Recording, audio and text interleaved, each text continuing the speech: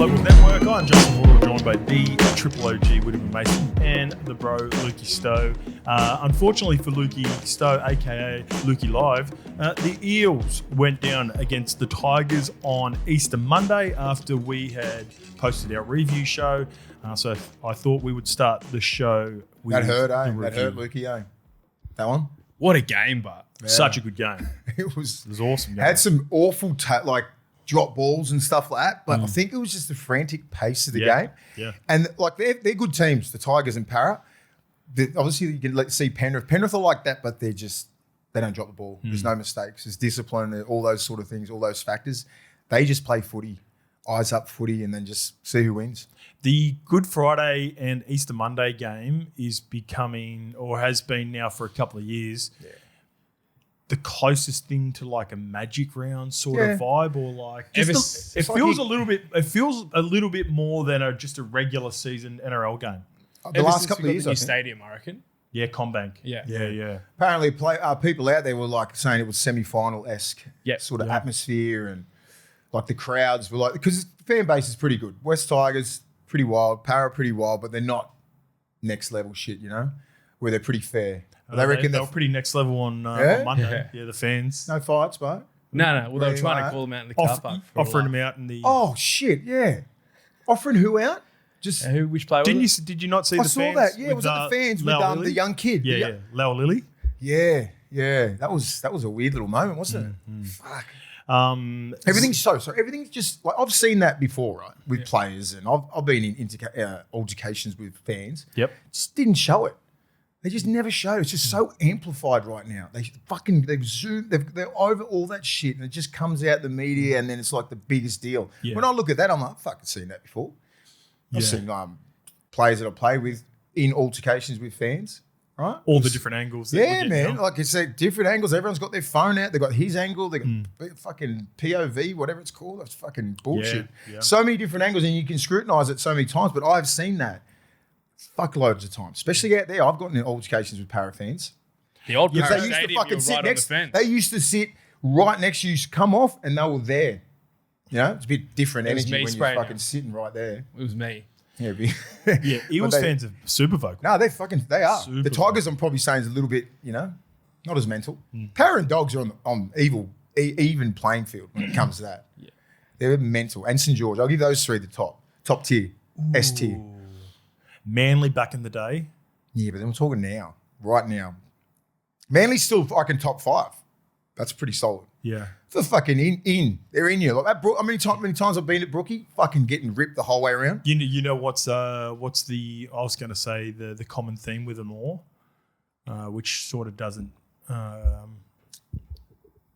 help my point with the Bulldogs playing at a core, because I was just thinking about the Broncos. The Broncos would be ruthless, but Suncorp is so loud and humming and pumping that I can't imagine. I can't even remember, sort of, or hearing fans scream at you at Suncorp. I'd imagine it'd be different for you for Origin. Yeah. That'd be a different kettle You of can fish. feel it. You can feel it. There's a lot of hate. When I was playing, a lot of animosity between me and Queensland. And that we used to get brought back into Brisbane as well. So you used to just you're a level up. cop it. And then like North Queensland, whoever you're playing, they're right into you.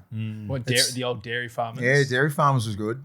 That was fun, mate. Yeah. All right. Do you want to get to the game? Let's get to the game. This one comes from, I forgot to put the username. Apologies, but you'll know who you are once you hear the comment. Jock Madden the GOAT, as a neutral that watched the Tigers versus Eels game, it was an amazing watch. I'm sure the fans of either club hated watching that though. Jock Madden has been playing great. It's just unfortunate that he'll go straight back to the bench or maybe even reserves once Luai comes back. I think if Luai started playing like a traditional half, he'd legit be one of the best right now. Jock Madden has he's been really good for the Tigers in back-to-back weeks, Mace. As I said a couple of weeks ago, he's wearing the number 6. But he's really playing the traditional 7, allowing Dewey to get that running game like you talked about, and being that link man and just being able to play both sides. It's a dangerous little spot for the Tigers, right? Because they look good. And Luai's not there.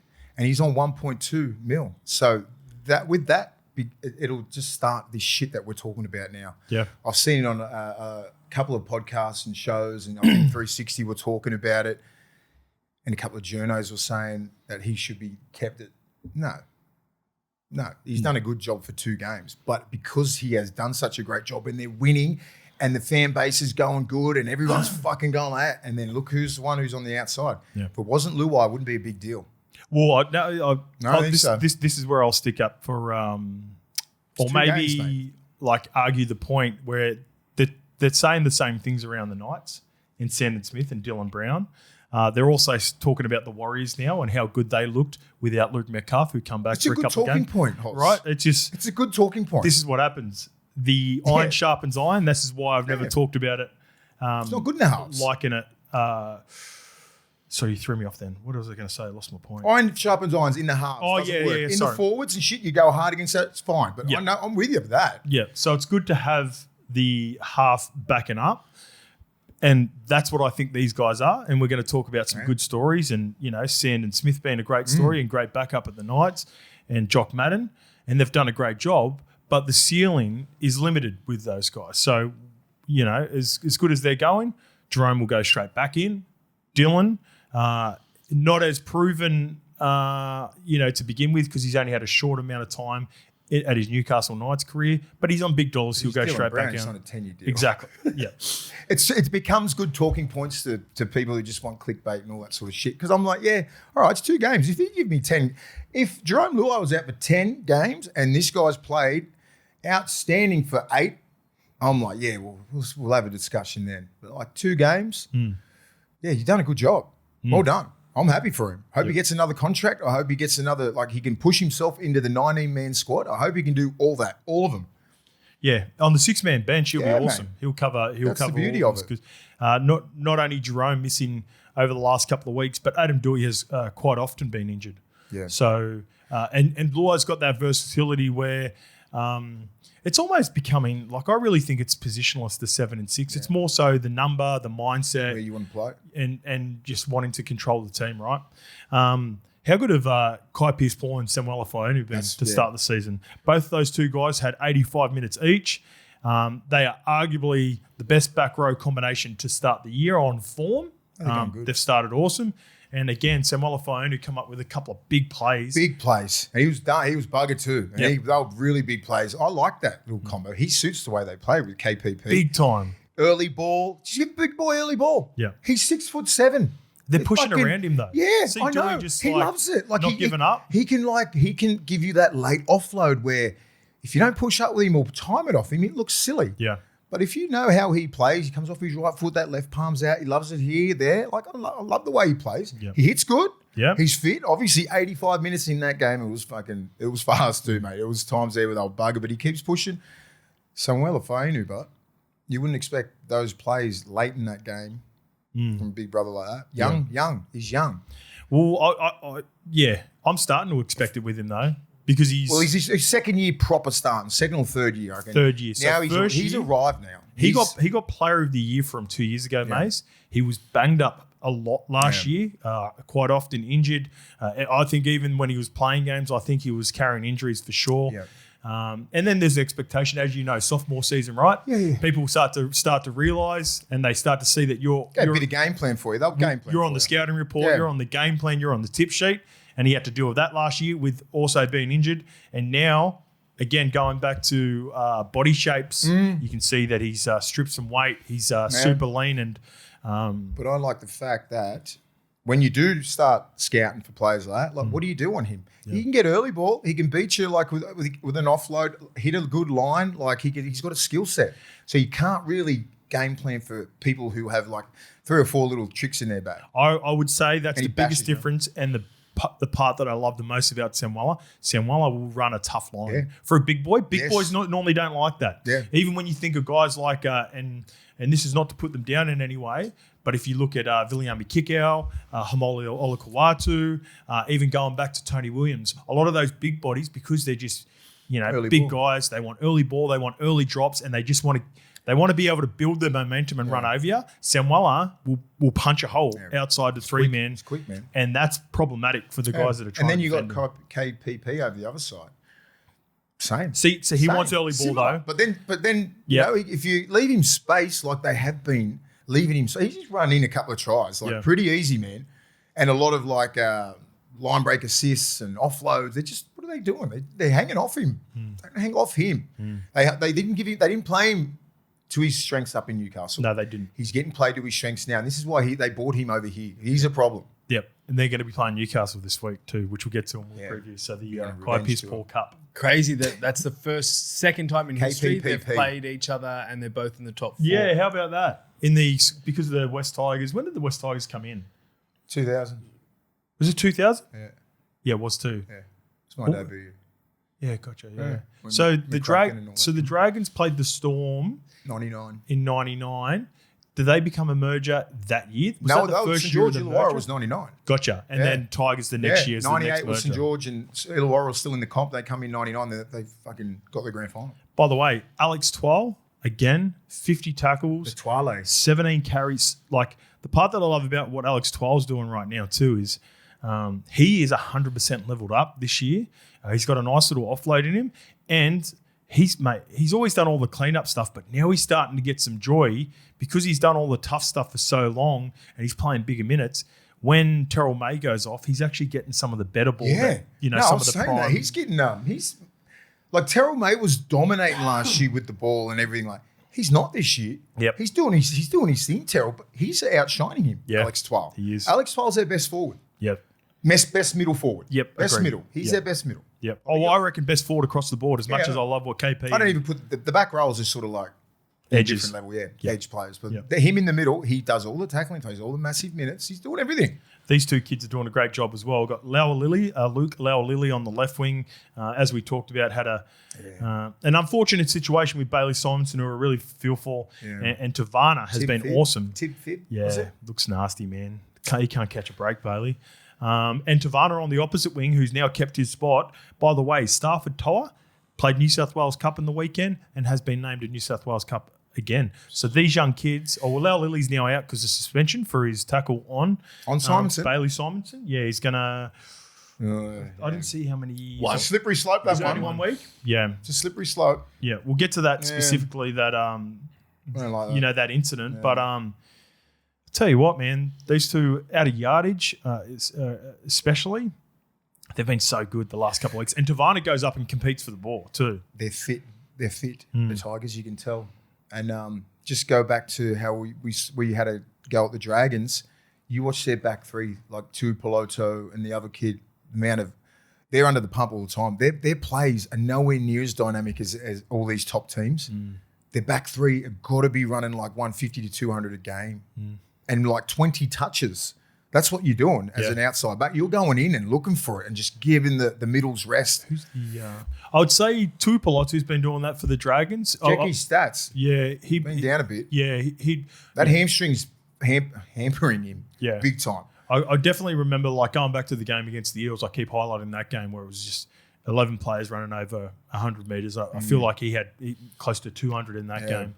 So but it's been a revolving door on the opposite side. Yeah. So they started with Setu 2, who's now back this week. They gave Sloaney a crack for 1 week, and then David Farley. A good story, those two guys, David Farley and Setu 2, about pushing and competing for spots. But they've been sort of journeyman guys that haven't really locked down a position. Yeah. How important is that for that? You can't get fitness if you're just in and out of the team. I know, but like just say every team's got a fuckload of wingers, man. Yeah. You know what I mean? Just say, give me 20 cat touches a game. Don't fuck up in defence. As for the Eel side of things, this one comes from Urbane Lawrence. What are your thoughts on Mitch Moses challenging for the soft high shot to try to win the game? Would you like to see that in a GF or an Origin decided by something like that? He was just, that's the competitiveness in Mitch Moses. He's trying every angle to win the fucking game. Can people not see that? If you're a Para fan, you're going, fucking do it. If you're another fan, if you're a person just sitting on the couch, just going, what are you doing? Yeah. You know what I mean? I know what he's doing. He's trying to get a win. Yeah. Let him fucking do it. If you're a Tigers fan, of course you hate it. Yeah. If you're a Para fan, Lukey, you want him to challenge everything. Everything. Anything. Right near the line. Anything you're going to. Because you know what? You've given these guys chances to do it, and this is the rules. He's playing to the rules. Yeah. Well, he would, it's perfect for a captain. Tell him to fucking go away then. Captain, he knows he got hit in the chops, so... but they're the rules. You get hit in the head, it's a penalty. You made the fucking rules, now lay in it. Done. I don't care what the captains do because the rules are there. do you say? Don't leave grey area for these players. They will exploit it. Yeah.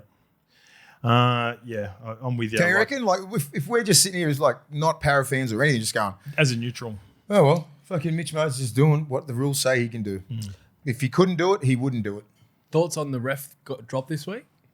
Yeah, so as long as it's not fucking my man. This is the part I hate. This is the captain's challenge I hate. I don't know if you've seen this one, mate, but that was to do with the high shot late in the game. And I said this on radio, and I'm going to double down on it. And Peter Goff telling Moses not to challenge just before halftime, that needs to stop.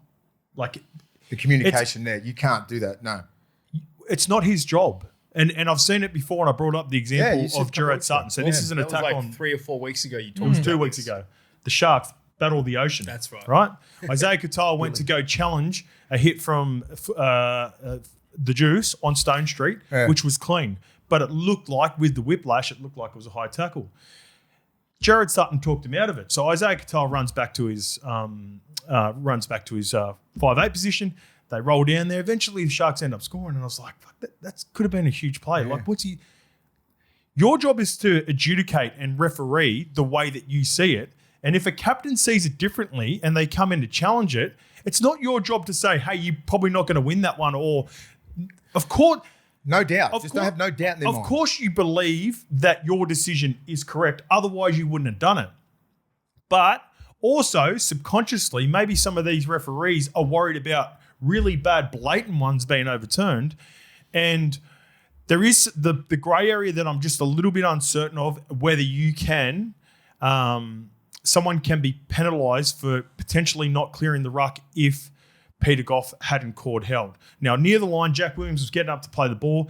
You could tell, watching the way he was about to get up and trying to remove the defenders from him who were still hanging on, that he was trying to play the ball correctly. Not only should that have been a penalty, that should have been a 10 in the bin. Yeah, and Mitch Moses comes running in to challenge it, and he goes, "No." He goes, "I wouldn't challenge it if I was you," or something around those. I'm paraphrasing now, but basically, don't challenge it because I hadn't called held. All right, sweet. If that's the way that you feel, okay, don't tell me not to do that. Let me go up and send it upstairs, and we'll see whoever the video referee was on the day agrees with you. Yeah, but I'm totally with you, mate. Because the other one was in the Jared Sutton game, Herbie Farnworth, the play the ball one, and he goes to Isaiah Katoa, same thing. He goes, "Oh, I wouldn't challenge that," and Isaiah went, "No, you got me before early in the game. You're not getting me again. Challenge." When he wasn't square, he said he wasn't square. They said that he didn't get up and play the ball correctly and stepped off the mark. Like he wasn't square, yeah. Exactly. And Brayley was hanging all over him, and I think it was Toby Rudolph or Tom Hazelton. I forget who the second player was, but I know for sure it was Brayley. Anyway, Grant Atkins is looking at it going, he's done everything correct here. But, like, why are you saying that? I wonder why. So I think it's a little bit of everything that you're saying. A little bit of doubt. Like, they know that they've called a pretty shitty call and they just want to keep running. So they just go, okay, let's not even fucking think about this. I'm going to look like an idiot under the pump for about a minute and a half to show that you are fucking wrong and refs don't get everything right. There's a little bit of that, a little bit of this, a little bit of that. Speed the game up. Let's not halt the game up. The quicker you move on, the quicker let's fucking see you later. Yeah. Fucking, with that hit with Kafusi, I remember watching that going, didn't he? So I fast forward through it. And then they went down the other end and it was weird. Yeah. But I didn't know that because I fast forward through shit like that. I didn't hear it when he goes, I wouldn't challenge that. They shouldn't be able to say anything, Holtz, to put in the doubt. Like if you come up to me and say something and I'll put you in doubt, you're like, oh, okay, I'm not going to challenge it. He might be right. Because you think the refs are right and everything out there. It happens quite a bit. It happens like, I'm just bringing up an example. And say a fucking word. This is not a full-blown attack on Peter Goff. And I don't know if that's the reason why. I will say that there have been a number of games where, the game gets out of the control sometimes when I watch Peter Goff games. So maybe there's some other parts that I missed on it. Peter Goff. Peter Goff. Well, you just said it gets out of control. He can't get out of control. No. Control the game, Goffy. Anyway, going back to the Parramatta Eels on this one, 3 long-term injuries to players that have deemed to be illegal, but even Riles said after the game there's no intent from the opposition. No. But it sucks for Parramatta. 3 weeks in a row now. We've got the Ryan Couchman on Jermaine Hopgood. You've got Mitch Kenny, a hip drop on Isaiah Yongi. And now you've got Luke Leo-Lily going up and contesting for the ball. Then he sort of finds himself in a a compromising, awkward position where he realises, all right, I'm not going to catch this naturally. And I've said this before, these kids and players have grown to go up before these rules change, go up and compete for the ball, and their natural instincts just take over. And unfortunately for Bailey, and I've seen it, and he's going right too. He's going really good. He's going really good, and he's had these long-term injuries, so I really feel for him. But I honestly feel like all three, and they've gone against the team that I've been rooting for in Parramatta. It's just like, unfortunately, that's rugby league. Yeah.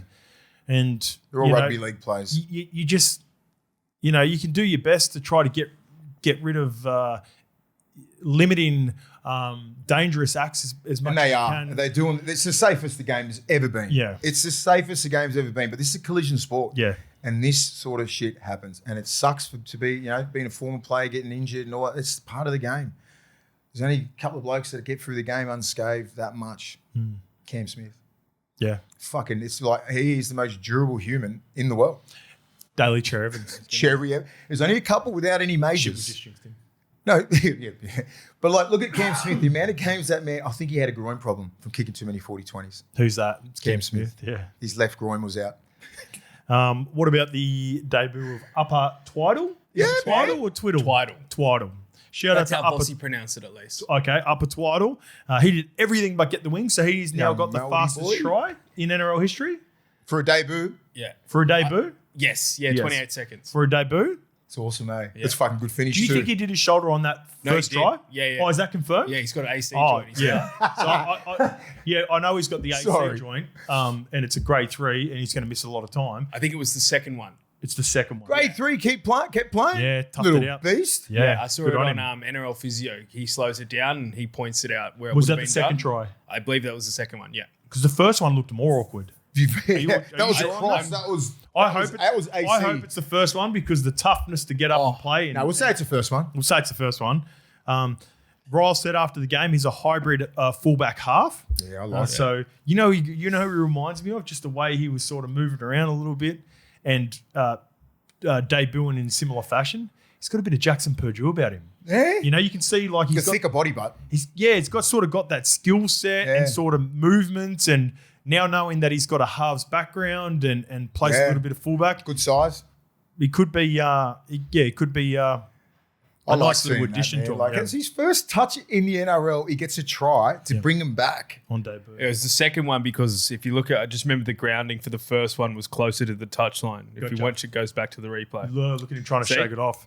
He ended up going for some of his stats were like first 3 touches was two tries and a line break. He had to go back to fullback because Joash kept on cramping up. Yeah. Everyone was busted. Did you watch the interview with Lara Pitt? I reshared that one. No. So you know how about his mum? With his mum and coming over and whatnot, because it's the new 19th man. You have to do the post jersey presentation. So his mum was like, he's like, I'm 19 this week. He's talking to his mum. She goes, oh, should I come over? And he goes, oh, nah, just he's got to come all the way from New Zealand. I didn't know. I thought so it's up to the coaches. You don't have to get played. No.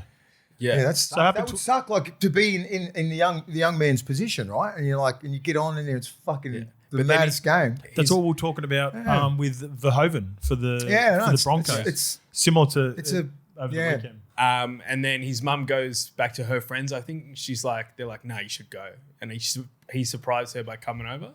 And then he gets on like that. Same thing, Manly. Fozzie did a post-game jersey prezzo. For Josh Valetti. Yeah. So Josh Valetti debuted at the West Tigers, but he debuted for Manly. So they're getting treated like the 2000s players and just getting on there. Yeah. It sucks because I'm a massive advocate for how they do it now. I used to not give a fuck because that's the way I got treated. Now I'm like, I know how special it is, and I know the grind now I'm in pathways, and I know how hard these guys are working to get to that moment. Like that. I'm all for the jersey prezzos, the fucking kids, and like shirts and all that sort of shit get given out. So, go as hard. He's got a pretty cool. I looked into him a little bit as well. He's got a pretty cool, unique story.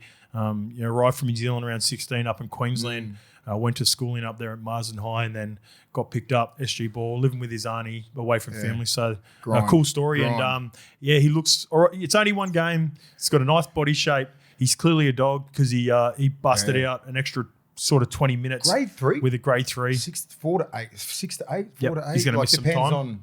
That's like Critter. Let's see. Yeah. Yeah. Yep. So they're going to miss some time. By the way, Ciro said yesterday, I think in a presser, that he's trekking along really nicely as well. So You've done your AC before? No, They're but awful. But I guess the reason for getting it out there and putting it out there is Origin, right? Like everyone wants to know, is Critter going to be right back in time for Origin? Which I hope he is, but we've got a plethora of fucking players. Yeah. I bet Ciro wouldn't be spewing if he was away for Origin.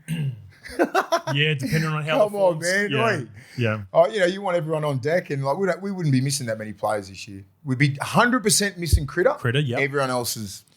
No. So Max King would be in contention again because he played last year, but they didn't win. But they lost. You love letting everyone know about that. It's just the way they are. I know. If you're not like a household name, Carraz would be there. He's been thereabouts for a couple of years. Presto would be in like either Proper. starting or he's in that he's in the 19 in the 19 or the 21 or whatever. He's going to be in there. Yep. He's going to play some meaningful Origin football this year. That kid. You were talking about Fozzie there before in the jersey presentation to Josh Folletti. Again, congratulations to him. Good shout there to Lukey. But we've got a comp between Foz and Benji. Hey, boys, this one comes from Thomas Brown. I'd want to preface this by saying good on Foz and the performance from Manly last week. But I'm noticing one major issue with the situation, and it has done nothing to do with the appointment. I listen to 25 to 30 hours of footy chat a week, podcast, TV, SEN, and the discussion around Foz has been relatively glowing about the man, his career, and possible ability to coach, particularly being a Manly legend. However, only a few years ago, Benji was brought in as Tigers coach, and my memory of the reception Benji received was mostly negative. He had no coaching experience. He'd only retired a couple of years before. He was too close with the players, etc. Funnily enough, these are all the things that relate even more so to Foz. Their careers are almost identical, but Benji arguably had a greater career, far more experience as an assistant coach, and was coached by more experienced coaches like Wayne, Tim Sheens than Foz. He also went through just as much adversity throughout his injury and life. Do you guys think there has been a double standard here? And why do you think he's been such? Why do you think there's been such a different reaction? Keep in mind, Benji is the only current Polynesian non-white coach. I wonder who his favourite player is. I don't know. Does he? I don't think it's it's not a knock on Foz. I think it's great for both of them, but I can see how he could be going, fuck, Benji got some shit. That's the reason I put it in there. I'm just thinking going, he did. Yeah, we did. I mean, we're all Benji. I'm all players and ex-players. Get in there, have a crack. Even last year when he was under the pump, and I kept on telling people I need to see 2 full seasons. Yes. What do I say all the time? Whether it's I don't care if it's Foz, I don't care if it's just say Foz ends up getting the job, right? Yep. Similar circumstances to Benji, he ends up getting the job. Foz, Benji, Siebes, Shane Flanagan, which we're going through right now. Who's another example? Oh, and those are sort of Todd Payton. I want to see 2 full years of what they can do, and then if there aren't results, which was where Benji was at there just before this season, and then they're looking really good now. Up to Magic Round, which is like 2 years plus 10 games. And you can see now Benji is well and truly away from all that and starting to get the results. But there were concerns, not necessarily from us, but from parts of the media when Benji first got given the job that he probably was too early and he wasn't ready. So I can see why. I think Benji sometimes alludes to he was probably a little bit too early. Yep. I don't think it's too early for Foz. I do, but you reckon? Yeah, I do, yep. I don't think you'd get into assistant coaching straight away if you don't want to just go straight for the job. Because as assistant coaches, you're doing as much as the head coach. Yeah. You're doing as much, probably, if not more, right? Yeah, but that's the point. And the reason I love the Benji part of it, which got blown up because they didn't get results and they ended up getting rid of Tim Sheens. Once Benji got the job, I was in full support. Like, all right, this is what he's going to do. Now let's give him 2.5 years of grace. But originally when he got given the job, I was like, it's a bit early. It feels a little bit early. I like the original plan of doing a couple of years as an assistant and then taking over from Tim Sheens. They didn't get results. He got chopped early. They went straight to Benji. And I feel the same way. You know how much I love Foz. Foz has had 3 games of being an assistant coach. You know how exactly right. You know how detailed Foz is going to be, and I really think Foz is going to be a long-term coach because I know he's got aspirations for that. But I do feel like it's a little bit early. However, if he does get given the job, I'm going full Gordy Tellis Kevy on it. Like I'm backing him to the death. I'm going heavy biased, and I want to give him the same the same grace as we give everyone else who gets a job. Right? 2 years. Let's judge Foz in 2 years, and then if for whatever reason there aren't results, and then it goes to the magic round. But I can understand the comparison from Thomas. I like the comparison, but I like the fact that just say with Benji coming through, you only had to give Benji enough time so he can put his personality and influence on the Tigers. Yeah, give him time. Don't just give him 18 months. He's got that aura. People love Benji, right? He's got the brains. He's got good assistant coaches around him, right? Surrounding him with the right people. He's got that aura to be a head coach. So does Foz. I met Foz fucking 15 years ago. He had aura. He was a young kid with an old soul, right? He rolls in there. He demands the room. This is 15 fucking years ago. Imagine what the players look at him now as. Fucking top tier as a human and as a person and as a player and now as a coach. So these guys who seem to go into the coaching realm, it's not a fluke. No. Right? It's not like, he's a successful coach. Yeah, well, he's successful at most things that he does, right?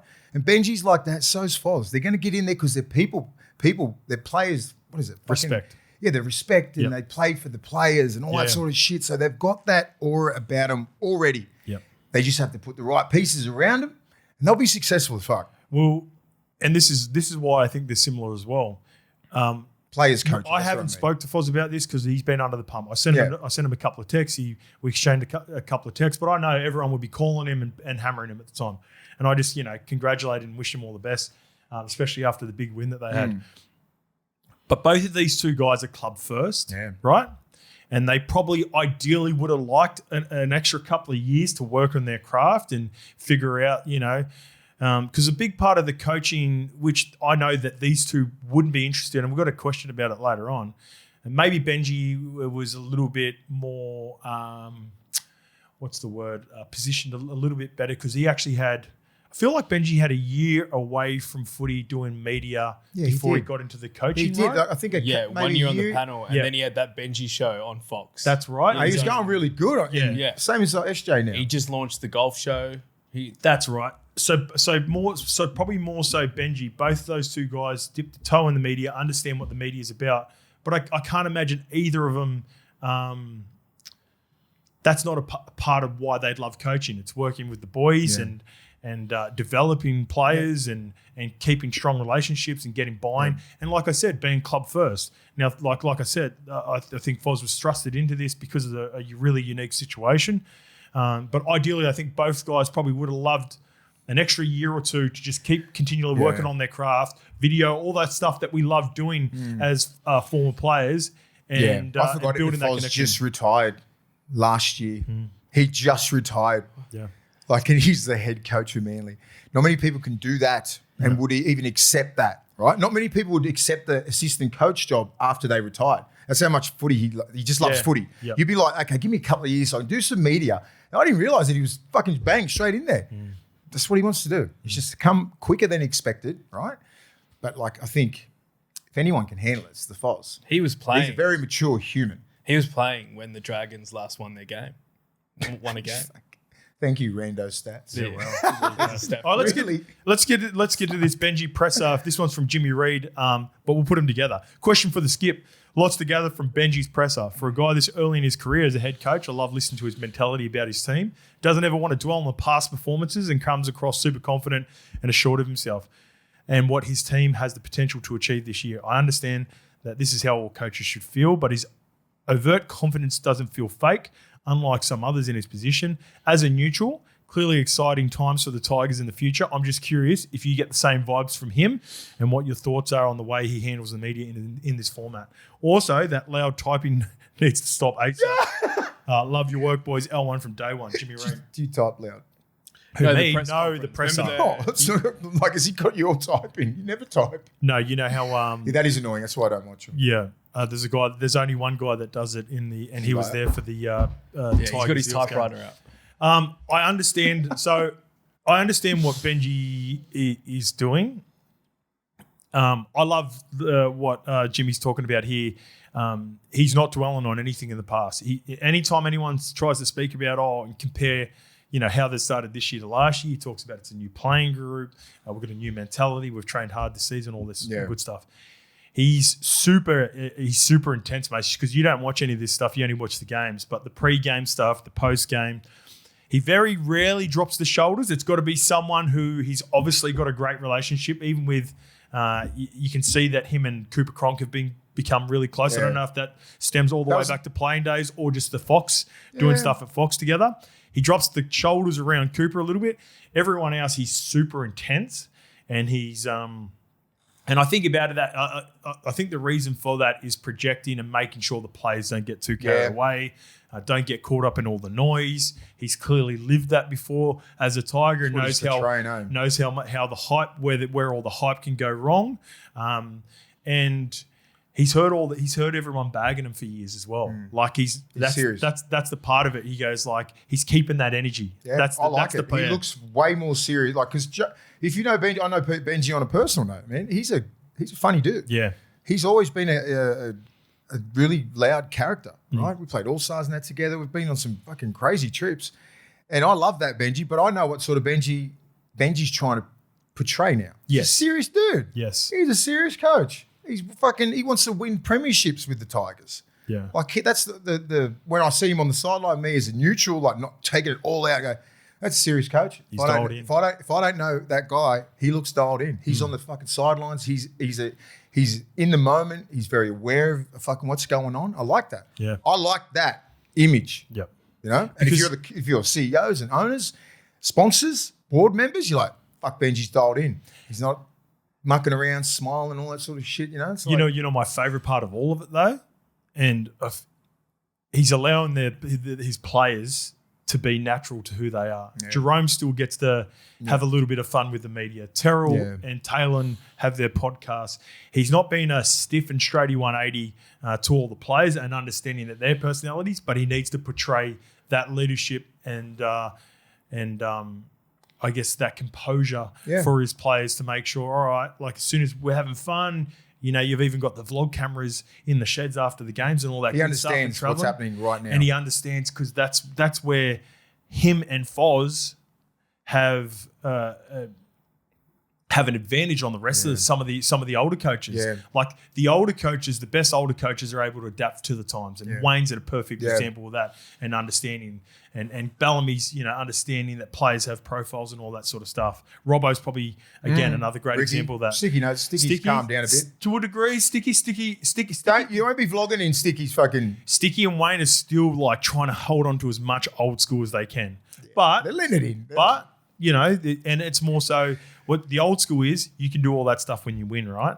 Whereas Benji understands that these guys' personalities, and that's where I reckon Foz is going to understand it, and that's where they've got an advantage in some of the other guys that have done it for 20 plus years. Yep. Can I ask, as players, do you prefer your coach in the box or do you like him when he's down on the field? What's the difference? Like, how do you... I don't know. Most of my coaches were in the box. Like Wayne's never on the sidelines. Folksy was never on the sideline.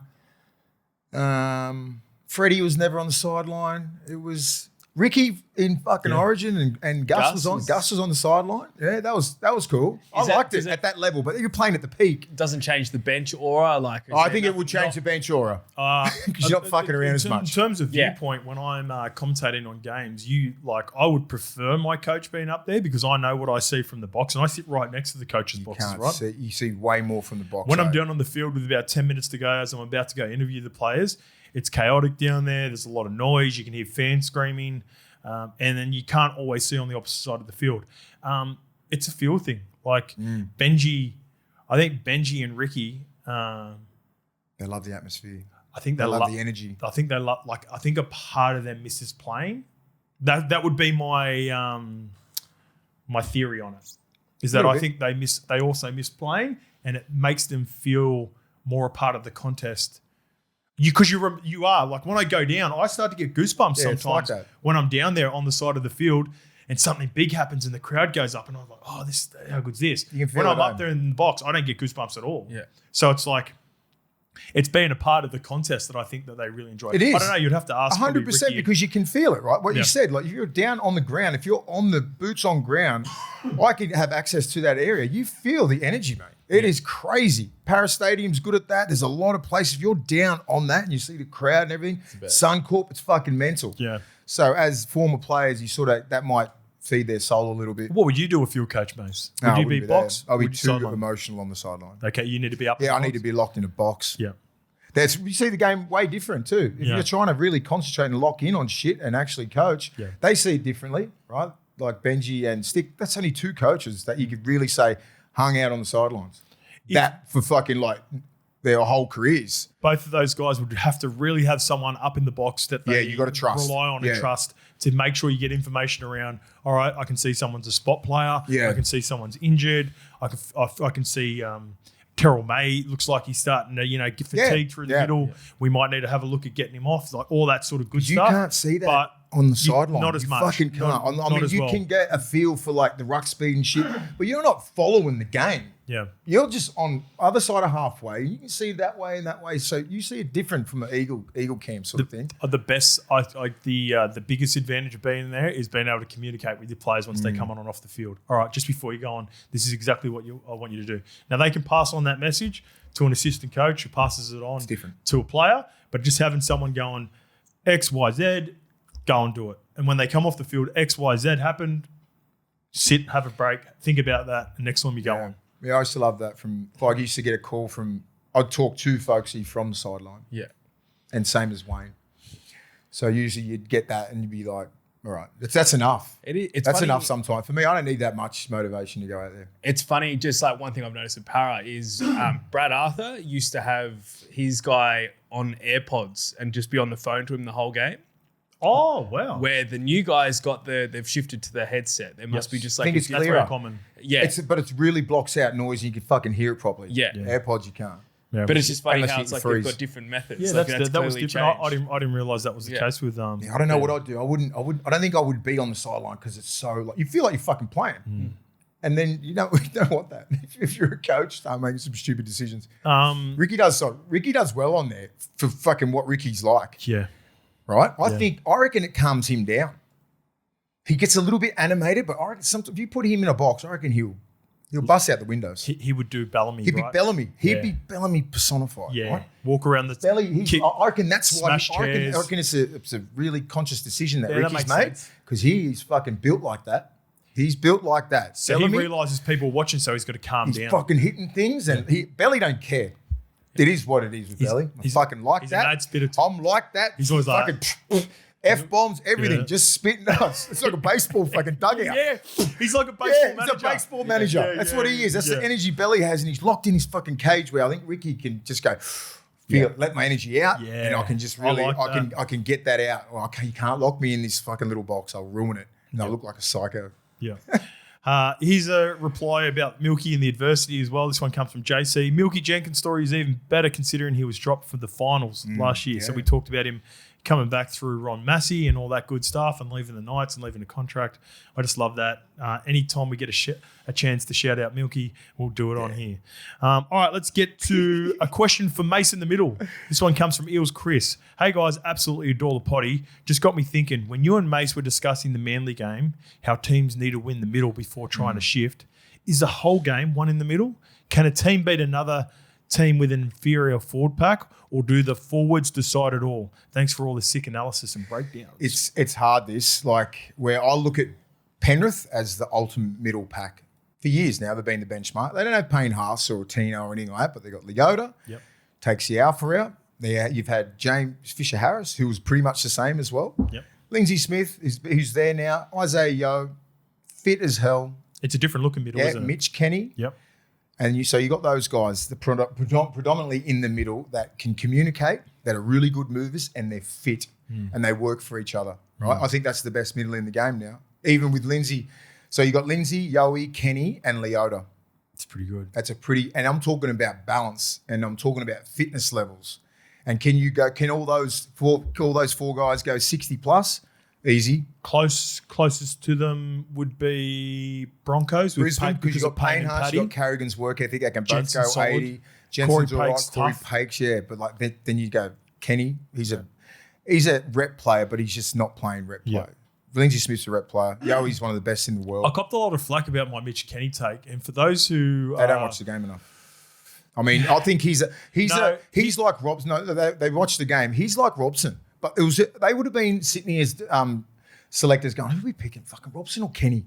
Oh, let's go with Robson. He might, like there'll be a fucking one person and one person for and against, and then someone went for Robson. That's it. Here's where I think we can and speak on what we talked about on Monday with playing, like being out in the middle, understanding what it's like to not have. And this is not to highlight that I think the other guys that we talked about are that version of being a spot, but we've also played with hookers or halves that have been spots before, Mace. Ruins the middle. You just go into a game going, all right, the guy might be smaller and he may not be able to defend as strong as others, but he's a really good, he's really creative. He's an attacking player. So we know we're going to get some joy in that part. So, subconsciously, I've got to be a little bit more on defensively. Yeah. If I played with Mitch Kenny, not only would I not think that, I know that he's probably going to fucking lick someone throughout. Yeah. And Robson's got that. Yeah. Brayley, on the other hand, for me, and this is where we had a slight difference between our guys, Brayley's a really good defender.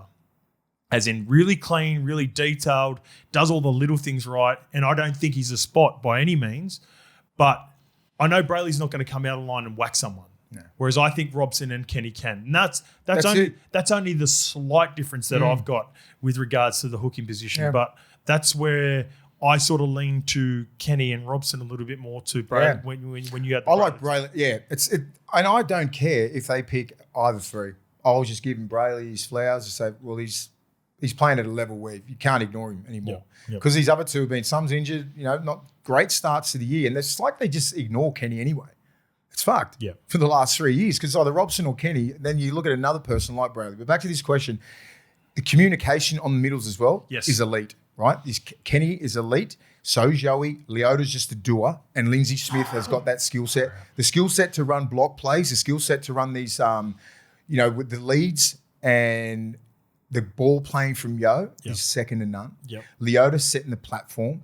Lindsay Smith has got the skill set of but he doesn't have to pull it out all the time. Yep. Right. And then to top it off, they are fitter than all middles. Right. So you compare that team and then you add a Cleary, a Casey McLean, you've got the polish, a Dylan Edwards, you got the polish at the end of it. So you can have a great pack like that. And now the shit half who can't get to the end of sets, you got a fucking back three that keeps dropping the ball every 6 sets. You're on the back foot most of the time. You're undisciplined. You're not going to fucking win games. But you put it all together and you end up with Penrith. Well, yeah, Penrith are probably the perfect example. It's an outlier, right? But even with Brisbane, we'll go next. Payne Haas, Corey Pakes, Jensen, Carrigan. How about, beautiful balance. I'll try to give you some examples. So we looked at so here's an example for you of how games can be determined not only by the forwards if you're not doing the right things in the back five carries. I would say, again, this is sort of going to go back to people are going to think this is my Dolphins bias. I would say the Dolphins have a better pack than Manly. Yeah. But it's different. What happened was there were so many errors in that game and so many soft options from the outside backs. And I think because Manly are the example that we're using, and Jakey took it upon himself to go, all right, whatever the shifting that we'd had in weeks past, now I get back to doing what I do best. So Jakey Jakey and the forward pack changed their mentality. Kobe Hetherington, even Corey Waddell when they come on. Paseka. They wanted to play more square, Paseka, and all that. And you look, that's a result of what this question's about is when you change your mentality and think, all right, we're going to go through the front door to begin with, then they made the Dolphins pack, who I think player for player, rating-wise, I would have them over the Manly Seagulls this year. They made them look pedestrian. Yeah. So that's a product of what you can do. If for talent-wise you might not be able to match the opposition pack, but if you play to a certain game plan and you have the correct start to a game, then you can make the opposition forward pack look inferior. Yeah. Have a look at Canberra. Yeah. Canberra. That's an example. Tarpanay, Horsburgh, Starling, and who's that? Big Papa. Yeah. Very experienced. You got Big Taps and Papali'i and Horsburgh, Starling, and they're not getting beat in the middle. No, they're not getting beat in the middle. They can't put points on. Yeah. Back three are making mistakes. They're not as dominant as they were last year with those little yardage things, end of sets, all that kind of stuff. That's the fucking other opposite. Yeah. You know, so it's like, how does Canberra get to a level of Penrith?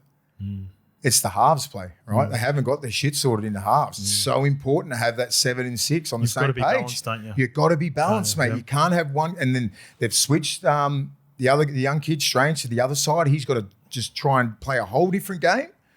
You know what I mean? So it's like, all because they want the growth of the other kid. You know, and that's what Ricky's going to go through, these growing pains. He knows that. Yeah. He fucking knows that. And he's willing to stick wrestling by with that him. He's wrestling right now because he thought he would have jagged at least 3 out of him. 3 games. So at least a couple. At least, right? So there's the flip side. And because the middles are not out and out. If you've got a better middle, you win the game. It ain't like that. Not anymore. Because your halves need to be on the same page and your back 3 needs to complete. Your back 5, you know what I mean? They need to be averaging like 150 a game. Everybody does their job in their different little groups. Collectively, you win games. Yep. So individually, you do your job as middles, and then collectively as middles, and then left 4, right 4, everyone does their own job. You fucking win the game. I'll give you another example. You give yourself an 7 out of 10. I'll give you another example. We've talked about this and I'll bring up the stat line. I think I've got it to sort of back it up what we're talking about with the Dragons. I think the forward pack, what the forward pack represented for the Dragons last week is, you know, we've been ripping in for the last 4 weeks. We haven't got a result. Yeah. And we feel like we've been doing the carries, and you've talked about this as well, mate. So you could, your criticism around some of them is, maybe they're stat padding a little bit, and maybe they're just looking after themselves. But I think a part of that is the Dragons forward pack after 4 weeks realised, fuck, we're getting forward here and we're doing our job and we're not scoring any points. And then you start to lose faith, and that's when, again, we're going back to the connection word and sometimes all it takes is a scrappy win, mate. Sometimes you get a team who might look here, and this is where Manly got to be really careful this week. We'll get to the preview in a little bit, but both the Bulldogs and Dragons, I'm expecting huge performances from both of them this week because everyone's telling them, they've had negativity around both clubs, and more so that Bulldogs are going against Penrith, and Penrith for everyone. They built that rivalry. It's good. Everyone who's going to go up against Penrith are going to be heavy underdogs in the next 2 or 3 weeks. I think, with St. George, right, where they are at now, and when I think the last couple of weeks has been, rumour around, Flano getting sacked and all this sort of shit, then you start just worrying about yourself. Yeah. Where am I going to be next year? Yeah. I better be fucking getting, and that's what I say about stat padding. You don't realise you're doing it until you start doing, like, just say Leilua, right? 22 hit-ups, 200 something meters, like fucking. You look at their stats, and if you're a recruiter, or you want to say, how's Leilua looking? Leilua looking like a fucking animal. Look at this. Look at Jaden Sewer. And let me clarify this as well, because that sounds like you feel like Lucha's stat padding. No, you're just saying. I'm just saying, I look at their stats and go, if I'm a recruiter, I'm like, fuck, Lucha is on. And I'm not saying he's playing bad, but I look at the things so different when I'm like, he's not putting inside pressure from the foreman because he doesn't trust the middles, because the middles are all out doing their own thing, right? Yep. And it's all connection. It's all about connection, right? From the left forward, which he's in, to his middles, and his middles are running individually. They're not working together as a pack. So you're fucked. You're out there by yourself. You feel like you're by yourself. Gruler's doing his own thing. You got the Couchman brothers are at different levels in their career. You start thinking, where the fuck am I going to be when a whole new coach comes in, a whole new regime comes in? Yeah. I'm still in the fucking... What's Damien Cook thinking? I'm fucking 30-something years old. Leilua's on the wrong side of 20. You know what I mean? They're deep into their 26, 27, 28. Sewer, same. So my stats where the fuck? Good. Yeah, my stats better be fucking looking tip top so I can get a 3-year deal, a 2-year deal for the Perth Bears, for the PNG, or whatever the fuck it is. I'm not going overseas. I'm not going to Super League. My NRL career's not done. Look at this fucking what I'll give you every week. I'm giving you 80. Look, what Luch did on the weekend, fucking 80 minutes or something like that. 20-something carries, 200 plus meters, 30-something plus tackles, 1 miss, fucking beautiful. Looks fit, looks like a leader and everything. He'd be a gun in a good side. Luch has been doing that all year. Yeah, he's been outstanding because he showed the team, I'm fucking serious as shit because I've lost 12 kilos. Yeah. What else do I have to fucking do? Yeah. So it's proven on the field. Yeah. But everything else doesn't come in. If you sat him on the left edge for the fucking Penrith Panthers, he'd be outstanding. Yeah. If he was at the Broncos on the left edge, outstanding what he's doing. Yeah. Agreed. Mace, this segment is brought to you by Dan Murphy's, where you need to head before the footy to make sure you get your bang for buck. The player who is the most bang for buck to start the season, well, I've got players, Mace. So let's go halves on their second or third stint. I'm talking about Jake Clifford up at the Cowboys, Jock Madden doing a great job at the Tigers, and then even Tanner Boyd on his second stint over at the Warriors. At one point, all these guys were viewed as long-term halves, but sometimes it doesn't happen straight away. And you just have to continue to work on your craft, don't you? Yeah, you know what I love about these players? They're all mid to late 20s, probably on their second or third stint. The game slowed down a hell of a lot for them. They're in the right system and the coach trusts them. Yep. You know, you've got to really commend those three players that you really that you pointed out there. They're having outstanding starts of the season. Well, nobody beats Dan Murphy's for your best bang for buck deals this season. So head to Dan Murphy's. Lowest liquor prices guaranteed. Found it cheaper? They'll beat it. T&Cs apply. Shop in store or online at danmurphys.com.au. Choose to DrinkWise. You know what we agree upon as well? We love Papa Macros. Yeah. Papa Macros, they are Australia's freshest chef-made meals and they're delivered weekly. So it closes tonight at 6 p.m. every Thursday at around roughly 6:30 p.m. And then you can get your orders delivered on Sunday, Monday, or Tuesday. You can actually pick two, by the way.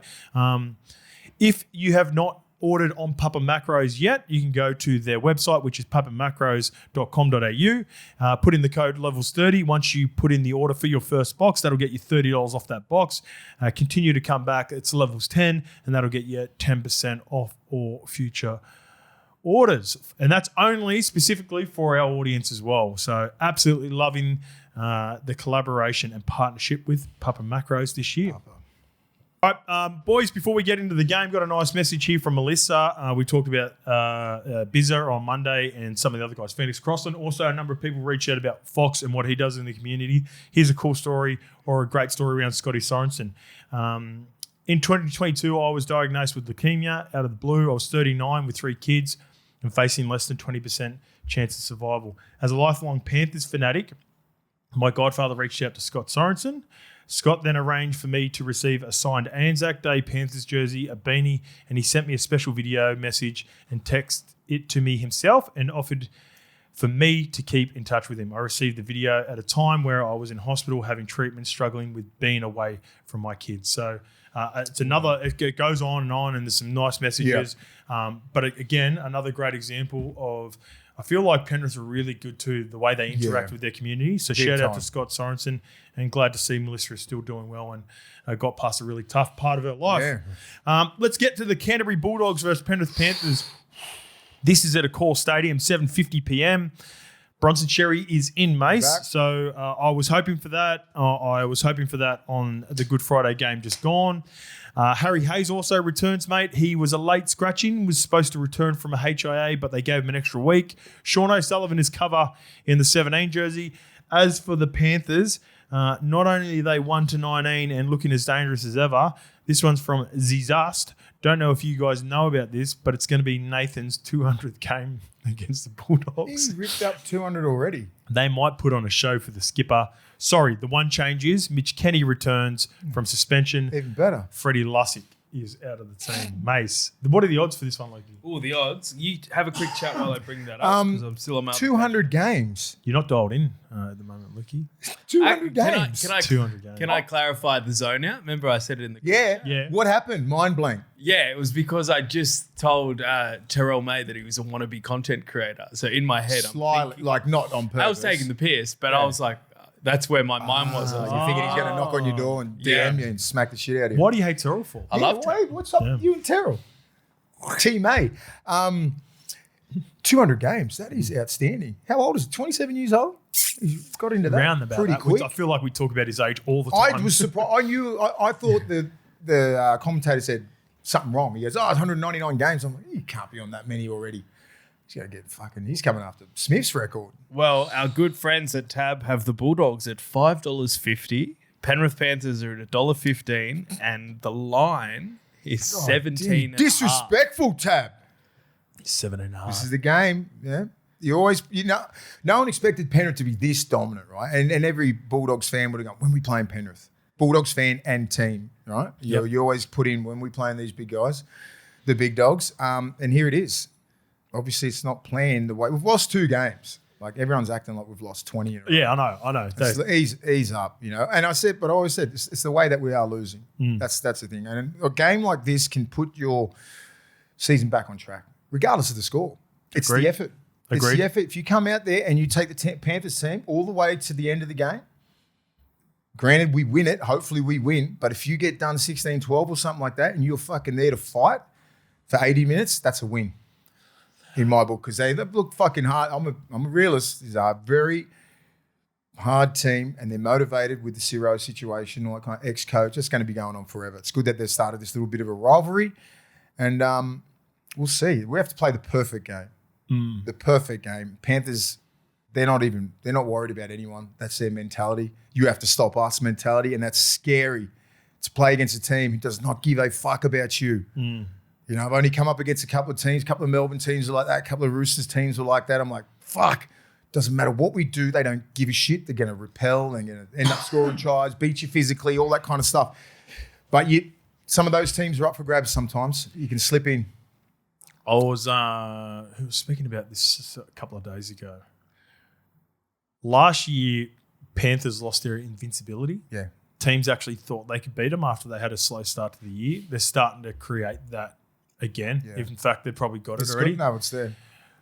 The reason I'm leaning towards the Bulldogs with the points in this, I reckon this is going to be a proper dogfight. Has to be. Cam Serrato, ex-coach, Kick Owl, Matt Burton, Jamin Salmon, players that Sean O'Sullivan, they've been in the system. They'll be up for this game.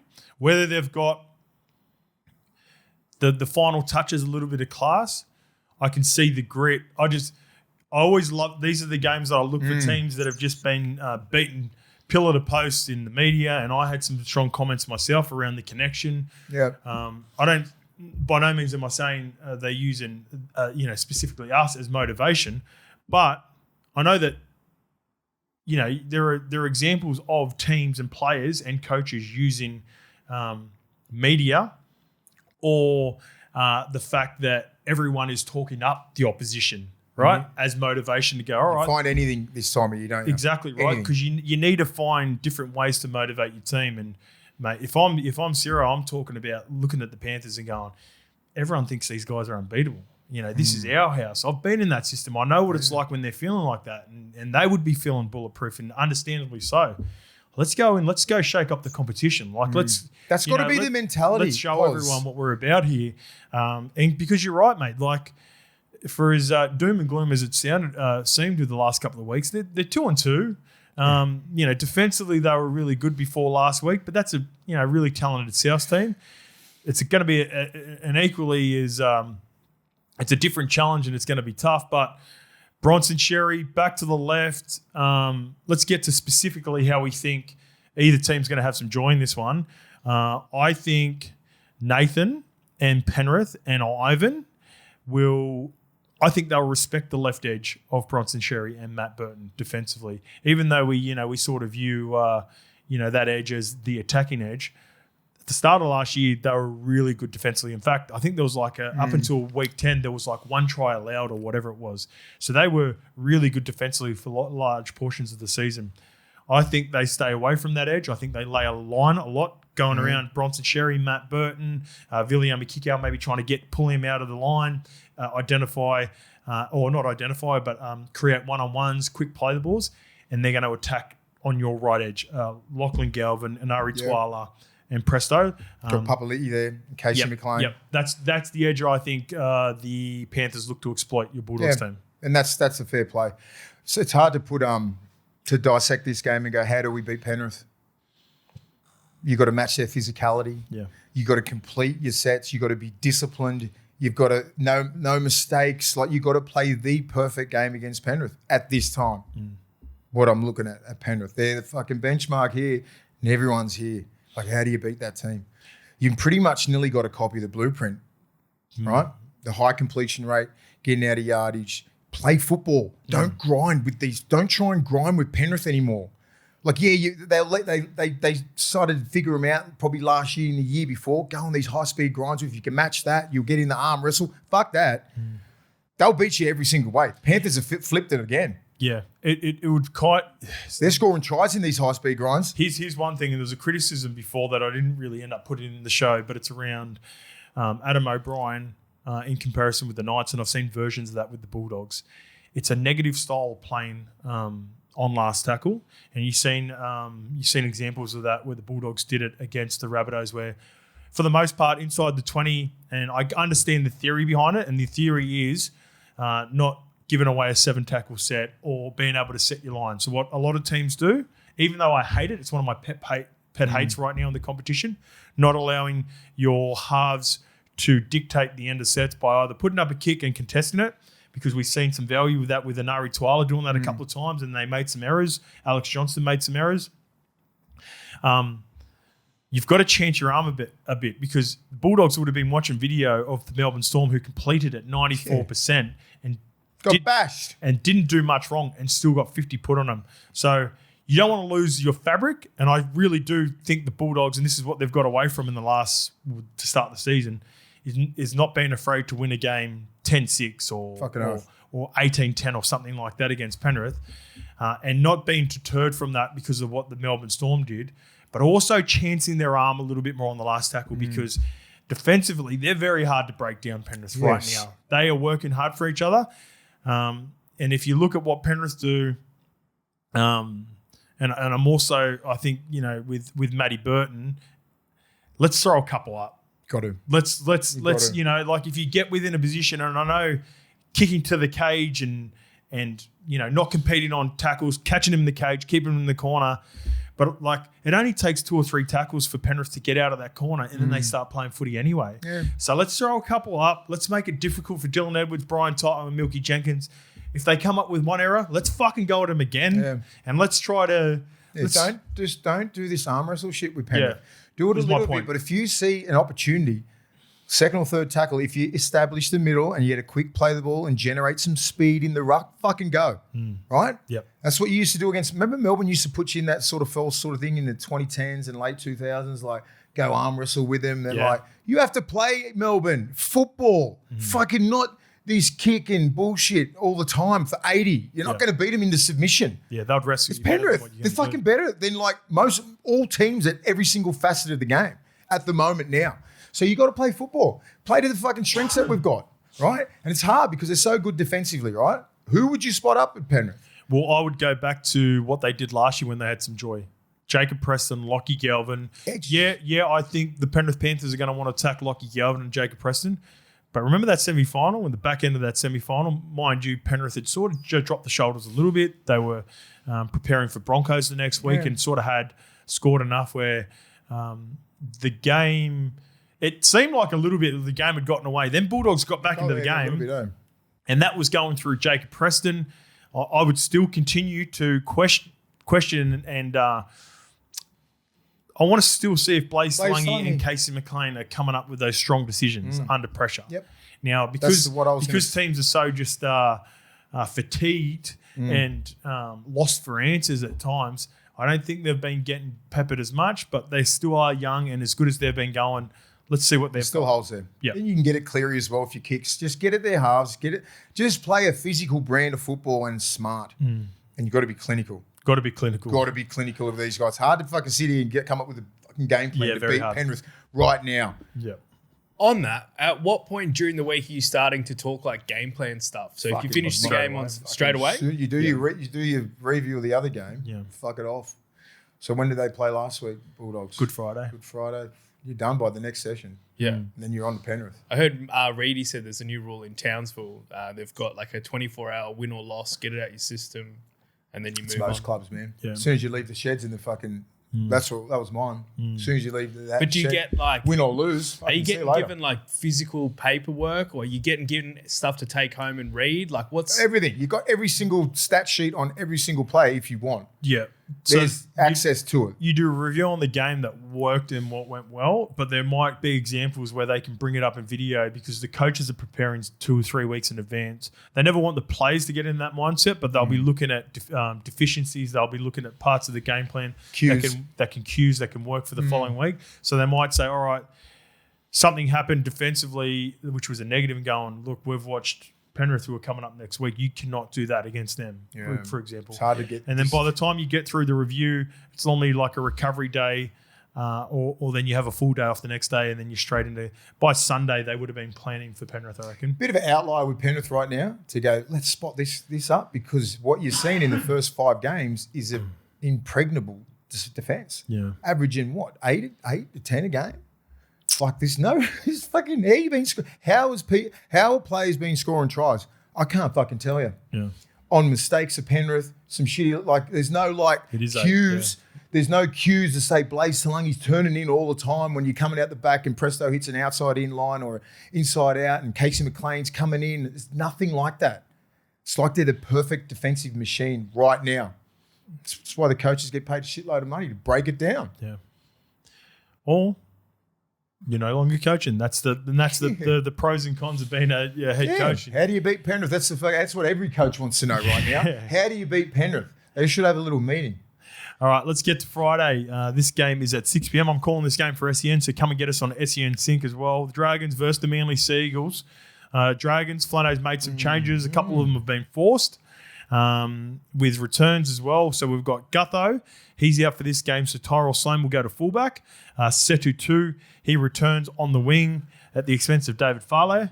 Daniel Atkinson and Kyle Flanagan have switched 7 and 6. Now, Flano missed last week with concussion. He's calling the shots now in the 7 jersey. Atkinson goes back to the 6. As for Manly, Jason Saab returns on the wing for Clayton Falalo. Lukey, what are the odds for this one? St. George 290 with tap. Manly are favourites $1.42. The line is 8.5. Fucking hell. Win stadium. This is a danger game for Manly. Dangerous game. Dangerous. So off the Remember high. we played there in 2015, got pumped? Yeah. Where are the forwards at? Absolutely pumped. Yeah. Oh, yeah, I started giving it from the year before. It's just, I can't see anyone. I know this is like panic stations for the Dragons right now, where they've come out and have taken accountability, all the senior players. Yeah, it's good to say that shit. It's fucking easy. When you come out and you've got to deal with it, right, and you've got to deal with a fucking confident Manly pack or anyone who's coming down there, like especially the Eagles, with that attacking prowess of all these fucking players, right? Can score from anywhere. Yeah, but it's a team not to fucking... But it's dangerous for Manly as well because the Foz factor, the FozBall, and I love it. How long can that last for? They just ride that for a month. They tore shreds through the Dolphins. So there's a false sense of security for that. How long can you ride the Foz train for? But I reckon a good month. Easy. Yeah, so this is 2 weeks. We've got a Dragons team that are desperate. They're playing at win. There probably won't be much of a crowd, to be fair. No, I reckon there will be. They'll just turn up, just go mental at them. Yeah? Less than 10,000. That's mine. Less than 10,000. Really? Yeah. So you think that's sort of like how they make the stand, effectively? Yeah. There's a divide. There's Illawarra and St. George, remember? Yeah. It's going to be like great weather. I don't know. I'm going to go like 15 to 20. I think they'll turn up. I don't think St. George fans. I don't think they can get 20. Check the capacity for what is St. George Illawarra? It's at Win Stadium. Yeah. 20 at least, right? It's like 18 or something. 22 to 23. There you go. Includes 16,000. I reckon less than 15? I don't think they get more than 10. All right, let's just go. How can the Dragons beat Sea Eagles with those halves and that forward pack and the back 5? The Dragons just have to play the Dragons. It's just whether we get a motivated Dragons from everything that's happening, or do they turn it up similar to what Manly did a couple of weeks ago when Siebes was under pressure. Like it's simple as that. I look at the attacking guns on Manly and go, it's just a matter of time before they put that shit together. And I look at the Dragons and go, big, strong, fucking physical but there's no real X factor there that's going to carve us up. You know, like a Tom Trbojevic, you know, Kohler can go the distance. You know how weird this sounds? It's so weird of a team. You'll know what I mean by this, but the average fan, maybe not the average fan, but the fans might not necessarily. I don't want Manly to go down there and score in the first 5 minutes. No, that's where I could see this 20 game. minutes. I want. Could go either way, right? I know Dragons are going to be pumped for this game because it's. Even if you're not playing for the coach, you're playing for your own personal pride. And they've been called out. The playing group have been called out by certain parts of the media. So they're going to be pumped for their own performance to begin with. It's not going to be until 30, 40 minutes in the game that you're starting to see the same deficiencies or the same lack of, reward for your effort. Now, that fades after around 30 minutes, and then depending on where the game's even at. Before, I reckon, it might even be the pace of the game. Like if they realise that, all right, Manly are not going away, or Manly are up for this contest as well, and it's going to be a huge tick for Foz. If he's able to motivate this team and get the same sort of dedication to building that game out, like let's go back to it, right? Okay, I'll go back to last week. Let's get it up. The Dolphins, and this is just the eye test. See, it's 14 perfect. 14 minutes before Tommy scored through an Olakwatu break.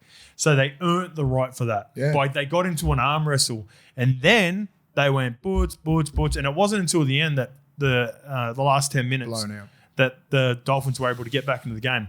But I'd love to see that timeline as a Manly fan and a Foz fan, that they don't score within the first 10, maybe 15-minute mark, and then they put some points on them, because then that's when I think the Dragons could break around the 20. I love 25. That, But I'm just sitting here trying to think, how can the Dragons beat Manly?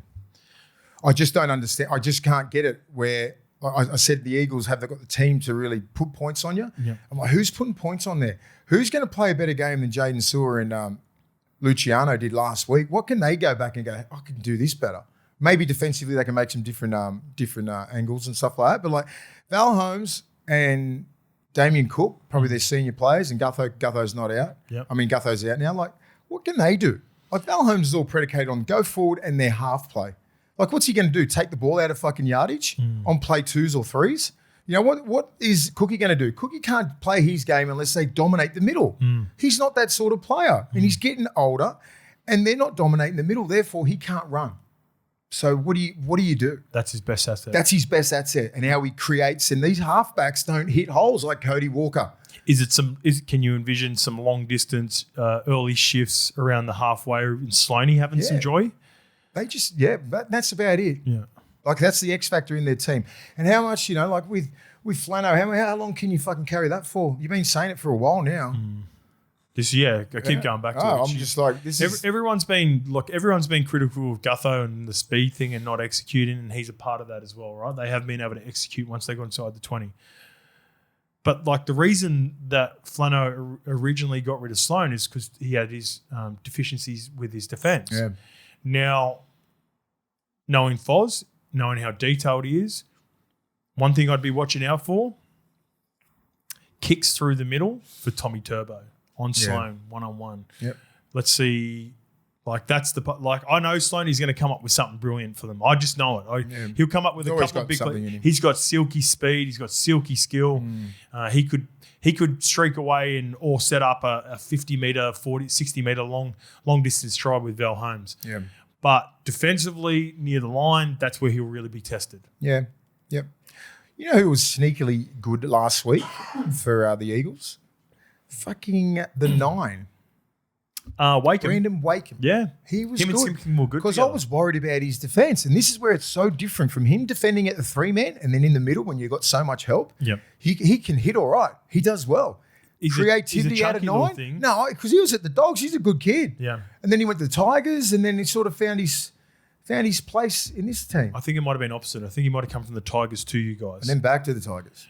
Somewhere. He's played there twice. No, he's been in exile for a little bit at Manly because there was an off-field issue that he was wrong. I think he was wrongly accused of. Anyway, so he's just been applying his trade, I believe, in New South Wales Cup. Yeah, but he was good. No, yeah. But his name. I don't think he actually was innocent But like I think it's just he association. got hung out to dry because he's in the video that the police Something like that. Yeah, it was a tough situation for him. Anyway, he's been playing out. I thought he played outstanding. He did play weekend. good. Yep. Just delivered the ball nice, defended really good, quick play the ball, come out a little bit, didn't take too much space off the middles. Yep. Great service to Jakey and the 7 and 6. So he was.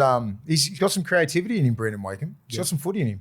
Quick one from me. When like it's been reported that like a lot of the contract negotiations with the players been put on hold, does that in fact does that piss you off as a player? No. You wouldn't be ideal. It's not ideal, no. Yeah, like for example, like Cookie, he's like mid chat, and then they're like, "We're parking this." Yeah. Because they don't know what to do with the coach. Yeah. That's why. But is it like you don't mind that because you're not sure what's happening there? No, it's not like you don't mind it. You understand the business, but I also understand what the Dragons are thinking as well because they're about to make a huge decision on Flano. Flano has got Cookie's on board with him. Cookie's been busting his ass. Yeah, he's been playing outstanding, but he's not. He just can't do anything. There's been constructive criticism around. I think Jacob Little provides more for him. I think he's got more creativity rather than Cookie's best asset, like Mason's alluded to, is getting out of the back of forwards off a quick play of the ball. He's running halves. They don't have running halves, mate. And it's sort of he's not really meshing as well with Kyle and because they're not running halves and like Atkinson. But just quickly, because I've been talking about a change for a guy like Cookie. He's wholehearted, right? And he's team first, and he's going out there and competing for Flano. Now that is where the Dragons just need to put the brakes up for a little bit, hold off on negotiations. If Flano is able to get through this really tough period, and on the other side, then that'll help Cookie. So then that's where I'm talking about. We may see a response from guys like Cookie, I hope so. Val. They're all Flano guys. I want to see it. Yeah, I really want to see it.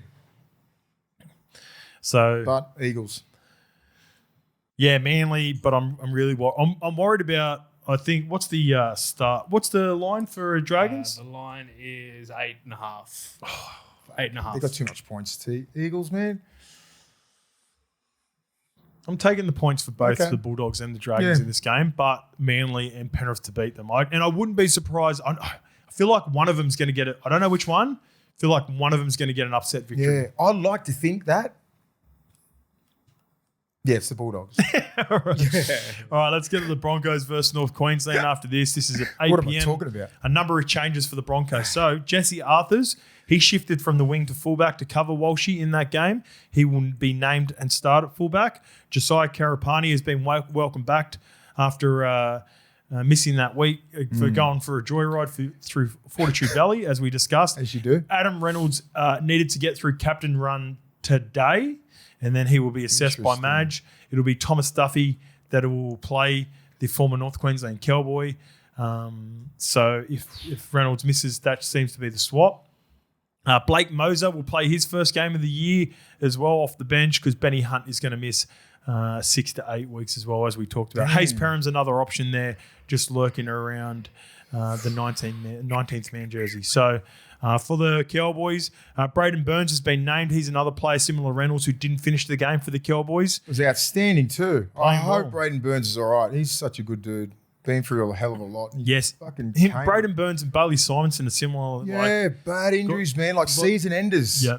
They seem to be great clubmen. Yeah. And then just can't catch a break with the Braden Burns, injuries. outstanding. Yeah. Career best form. And I saw him limp off, hamstrings. And he'll be a big loss if he's out. Yeah. Options for Braden Burns if he doesn't play. Mason Barber's thereabouts. Zach Labert's another one. And Kentucky Derby. Haven't seen much about him. Kentucky's back. Yep.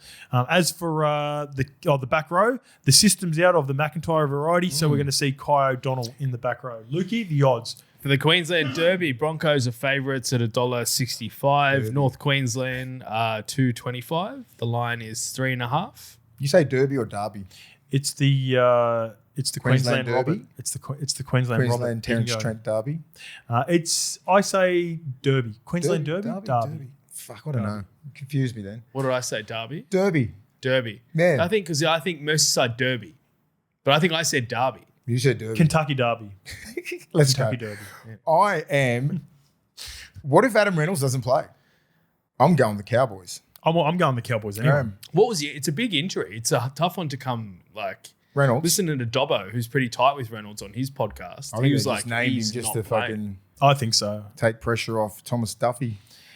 He's getting, he's a tough little bugger, isn't he, Adam Reynolds? But at Father Time is undefeated, and he's just constantly getting banged up, isn't he? This is, understandably, it's his last season. He wants to go out with a bang. And the beauty of it is they've got some great, they did have some great options. They still do. Because even though Ben Hunt's missing, Tom Duffy, could he be the reverse TD? The opposite. He goes from the Cowboys, sort of, to the Bronx. Not able to find a long-term spot there at the Cowboys, and then goes down and forges out a career down at Brisbane. What Brisbane sort of rely on a lot, if their forward pack's not dominating and everything like, you got the halves, you got the back five. Like last week, they didn't really care how many players went down against the Titans because they knew they had Walsh and all these guys. And then they go off, and you got Jesse Arthurs. Just quietly, sorry, mate. This is a different Queensland team. Check out the bloke in the bar. There we go. There's Kenny. Yeah. Look at the heritage jersey for the Titans. Who's that? That's Cooper Bye.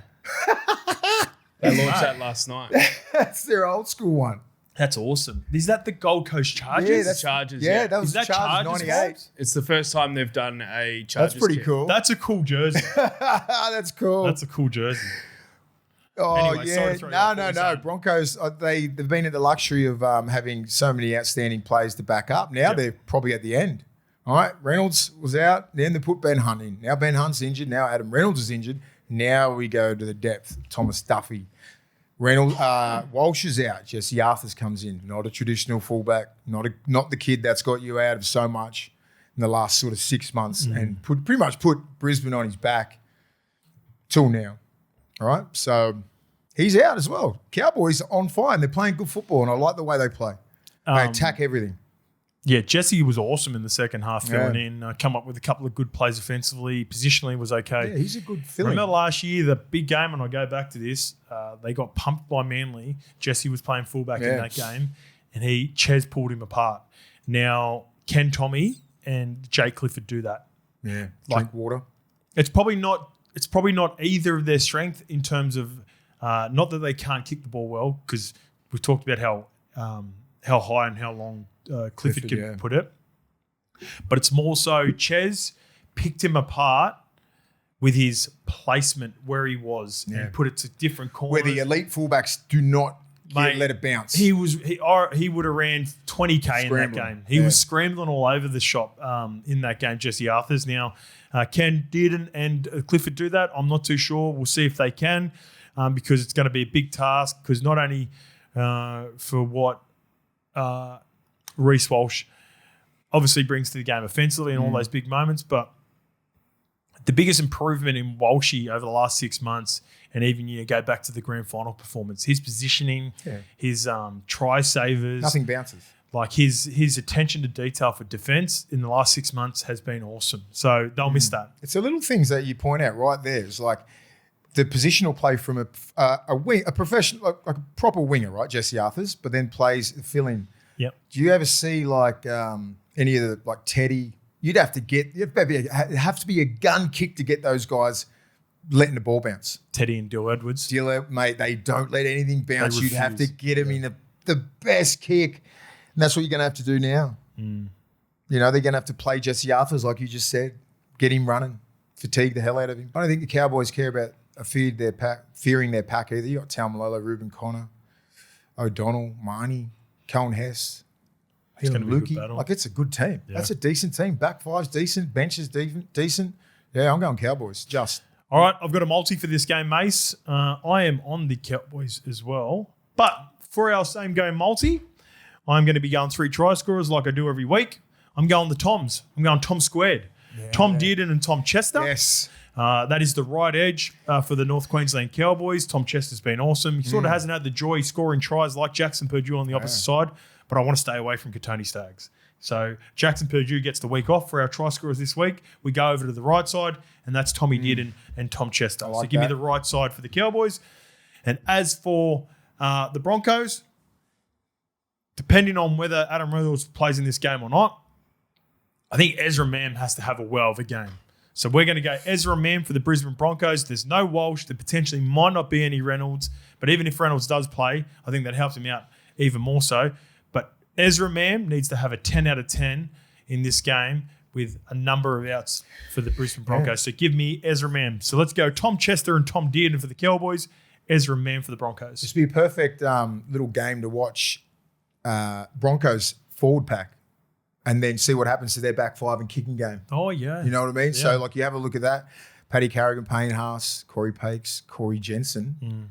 Well, that's a class middle, right? If Reynolds is out. See what happens. Reynolds is out. The Walsh is out. So you'll see, okay, do you need a great middle to win all games? Can they carry the whole team? Yep. Yeah, we'll see. A new contract for Jackson Purdue. Yeah, I've seen 3 that. years. Yeah. No, I think he got 4. 2030. End of 20. Oh, is it 2030? Yeah. There you go. I believe it's 4 years, That's 3 right. million. So 750 No, they know what they got. per year. I reckon. He's a gun. So Yeah. but it might be the old 500, 750. Would that add up? No. Anyway, I think it's going to go up as the season. Yeah, it deserves it. Yeah, they asked Drinky about his own contract on 360 when he was on. Yep. And he sort of just said, I just got to play my own footy and just see what happens. He's doing that. He's going to get paid too, Drinky, wherever he ends up. If he stays with the Cowboys, World or class if he one. ends up going somewhere else. All right, let's get to Saturday. South Sydney Rabbitohs versus Canberra Raiders at Optus Stadium. The Cheese, that was a Levels exclusive. I said I ran into Cheese. He is back, and he is playing at the expense of Bronson Garlick, who goes back to the extended bench. As for the Raiders team, Jed Stewart is in for the injured Xavier Savage. Sticky is sticking with his team that has only the one victory. And Mace, that goes all the way back to round one against Manly, Golden Point. Yeah. Like we talked about desperation for around the Dragons and what they're doing and senior players sticking up for their coach by him sticking with them. The Raiders, they've got to come up with something. If they don't, it's in Perth too. If they don't perform this week, do you envision changes? It has to come at some time, doesn't it? Yeah, I do. This is in Perth as well. It's a long trip over there. I'm not sure they'll be over there for the last 3 days, I reckon. When did they play? So they played Sunday at Newcastle. I reckon. Do you think they would have just flown straight to Perth rather than returning home to Canberra? Yeah, I would have. Yeah, spend the week there. It was an afternoon game. Try and because the time does get you. Remember we were over there for Origin? Origin? It was like fuck. And Sticky seems to me like it would have been the perfect preparation, mate. Get together, bond. Yep. Even if it wasn't originally on the calendar, all right. We need to spend some time together, and we need to get a win. We need the connection. I think that's the case. They've got to get the Rabbits. Yep. They've got to. Fuck. What can we?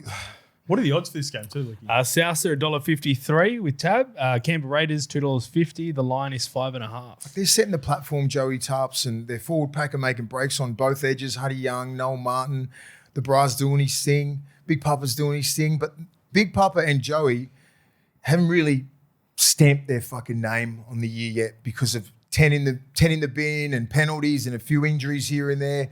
So I'm expecting a big game from those two. I really, because that's the core of that team.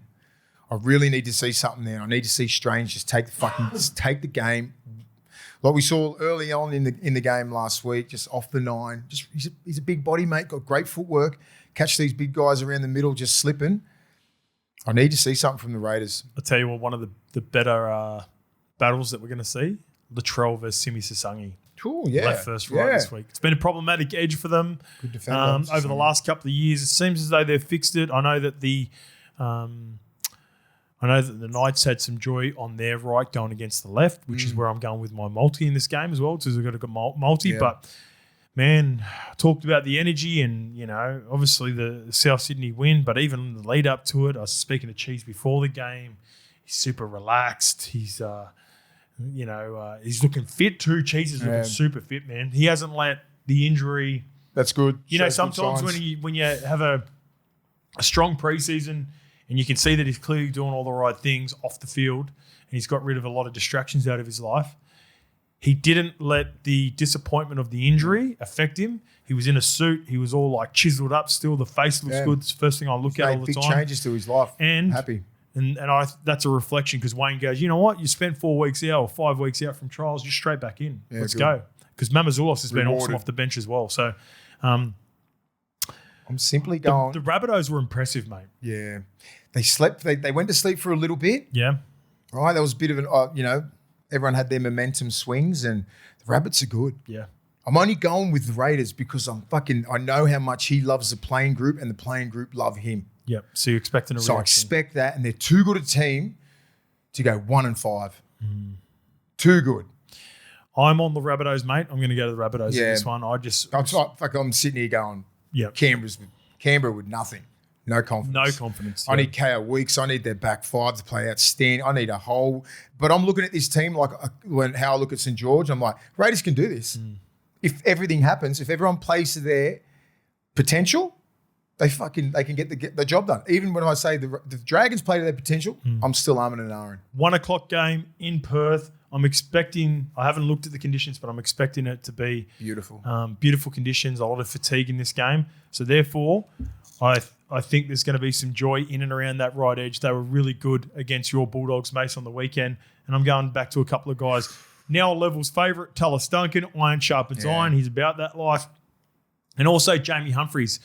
He's similar to the Jai Gray from a couple of weeks ago. Just sort of the forgotten man there. Little show and go near the line. Yeah, I think there's going to be some long-range tries. I think there's going to be some fatigue from big boys through the middle, and we might be able to see Jamie Humphries linking back up through the middle of the field after he puts away either a Jack White and Campbell Graham, Cam Murray, Jai Gray, something like that. As for the Canberra Raiders, same thing. As good as the Rabbitohs looked offensively, defensively, they do have some issues and they do get fatigued and they've got big bodies and they're not 100% footy fit just yet. Yeah. So I think this is the opportunity where Raiders can have some joy on the edges as well. And then it's KO weeks, same thing. Linking back up through the middle. I can just see long distance tries in this game. I can see fatigued bodies. I can see slow moving middles. So I'm looking for the smaller guys and I'm looking for the guys that are pushing back up through the middle of the ruck. Yep. So give me Tallis Duncan anytime, Jamie Humphries, and KO Weeks. And Rabbits to win. Rabbits to win. I've got Rabbitohs to win. I'll get 2 from 80. Have we gone double header? Wait, so what have we gone? So we agreed on you're on the Bulldogs, right? Bulldogs. On Panthers. That's the tough one for you. Mm-hmm. Manly Dragons. Manly. Cowboys. Oh, it's only that Raiders. We haven't agreed, And you have to go the Bulldogs, but. And I want to go the Raiders. I want the Raiders to be good. Yeah. All right, let's get to this game's at Optus Stadium as well. It's a doubleheader. So the Sharks versus the Roosters straight after. Mawini Hiroti comes into the centres in place of Jesse Ramian. Britton Nikora in the 14 jersey. So left the game last week, but he has well and truly been beaten out by Billy Burns and T. Wilton now. That's an interesting wait and see to see what he's. Yeah. You picked that out last week and I never thought anything of it. I was just like, how long's he been out for? And just one game, they've just done shit. And it's not always negative as well. No. I just think Billy Burns and Teague Wilton. I don't think you get any love from these guys, not love, but any impact off the bench. When I know Britton Nikora has got leg speed and he can change the game. Let me clarify too. I would start Britton over both of them. But it's sort of a good headache. I don't know. This is one of those weird ones where I think a guy probably deserves more and has shown the consistency. But I love what's happening there. There might be details that I'm missing that we're not across. No, I don't think you are. He's rewarding those guys for their hard work, and that's what I said. Like when you see a space there, like Billy Burns been coming off the bench and doing his thing, but no impact, right? Gets a starting job, does a job for Fitzy. Fitzy would be trusting him as well. But Britton Nikora has been outstanding for years over there. And the combination between Billy Burns and Nico Hines has been really good over the last couple of weeks as well, with their little mini revival, 2 wins in a row. As for the Roosters, Hugo Zavala into the left centre position for Billy Smith. That's where he filled in against Manly before they had the bye. Victor Radley returns from his 10-game suspension after 4, and Connor Watson is on the market. It's been revealed over the last couple of days that he's given permission to look for a team in 2027. Straight to Perth. Fucking as your franchise there. No, they say Manly. Manly? Manly are heavy in Fruba. Depends. I mean, Connor Watson, how old is he? Well, just say late 20s. Still got a lot of football ahead of him. So just say he's on 500 at the Roosters. He gets 758 if he goes to Perth. Yeah. He's an incumbent New South Wales player. premiership winner. Rugby League project. Sorry. 96. He's 29. Yeah. Still got a couple of years left, easily. I'd love a Newcastle return for him. But yeah, not an option, they don't really need it there. He's at the back end. He's at the back end now. He needs to get paid. He got paid a little bit up there, but now you can get some decent money. He's like, he can play anywhere in the fucking back line. Yeah. Great clubman. He's the kind of player you can build around. If I'm Perth, I'm offering him a shitload. Yeah. Trying to get him over. Yep. I know Manly sounds good and all this sort of shit, but Connor's probably going, all right, well, what can you guys offer me? And they're like, maybe 1 or 2 year deal, maybe. Like let's go 1 year. Like if you're Perth, you're a 3 year deal over there. Agreed. Yeah. And some decent money and you can. What are the odds for this game, Lukey? The odds for this game are $2.05 for Cronulla. Sydney Roosters with Tabba $1.77. The line is 1.5. Bit tighter. Genuine coin flip. Yeah. Especially in Perth too. It's just a random. It's a random little spot, isn't it? I feel like the Sharks have had really good. I feel like the Sharks just turn up every single week. Like when they get on a little bit of a run, like we said a couple of weeks ago, they're fucking hard to beat. Yeah, they can string about a couple of months of really good football together. Yeah. And if you're in the way, you just get swept. And I think the Roosters are in the way. Okay. The Roosters are not like playing outstanding football where I'm like, they're going to be competitive, of course. But I'm like, I think Sharks team are going into most games, I reckon, after that, especially after that Panthers. Does it feel like the Sharks have got the wood on the Roosters of late? Yeah. Because they knocked him out last year, didn't they? Yep. Yeah. Did they knock him out the year before as well? Always had a good battle. In the Sharks finals? Chooks. Let's have a look. Sam Walker was super frustrated last year in the finals. On the project. That's a good team, but look at that. Nafahu White, Reece Robson, Lindsay Collins, Angus Crichton, Spencer Lanyu's back. Project. Spencer's Wong, back. Victor Radley. Apology, I missed that one. They've been missing Spencer, man. Yep. That's a big in. And Victor Radley. I like that, but I'll be all over the Roosters in a couple of weeks when they get their match fitness back. Victor's sweet, but like Spencer needs a couple of games.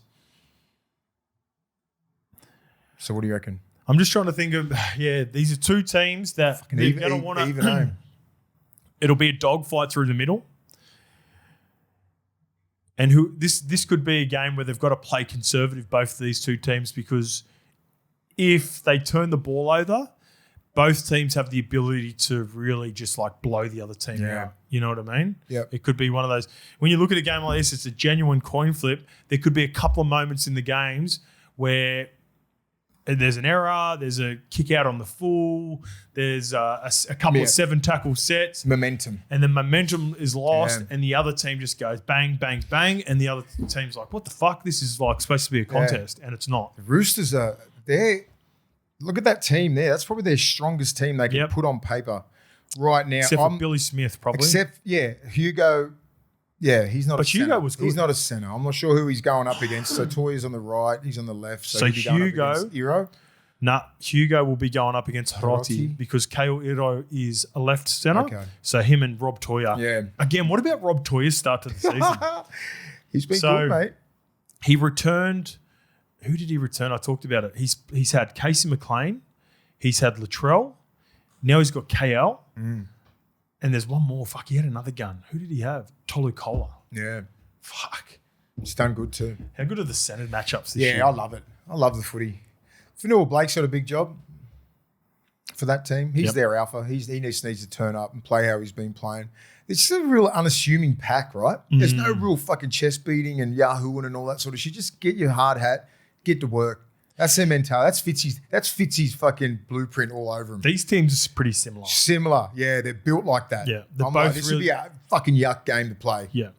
And it's physical as hell. And always go back to it, the Robbo Fitzy coaching tree. They would be coached the same. Same mentality. Their beliefs are the same.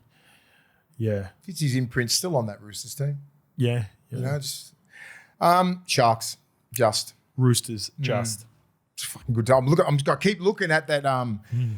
I just keep saying Cherry Evans, Reece Robson, Lindsay Collins, Angus Crichton, Sam Walker, and Fahu White, Mark Nawangani-Tawasi, Tedesco, fucking Tupou, Spencer. The match, look. Like, what the fuck? The former Kennedy right now going against Teddy, can't wait for it. Yeah. The outside backs, Good matchups across the outside backs, across the board.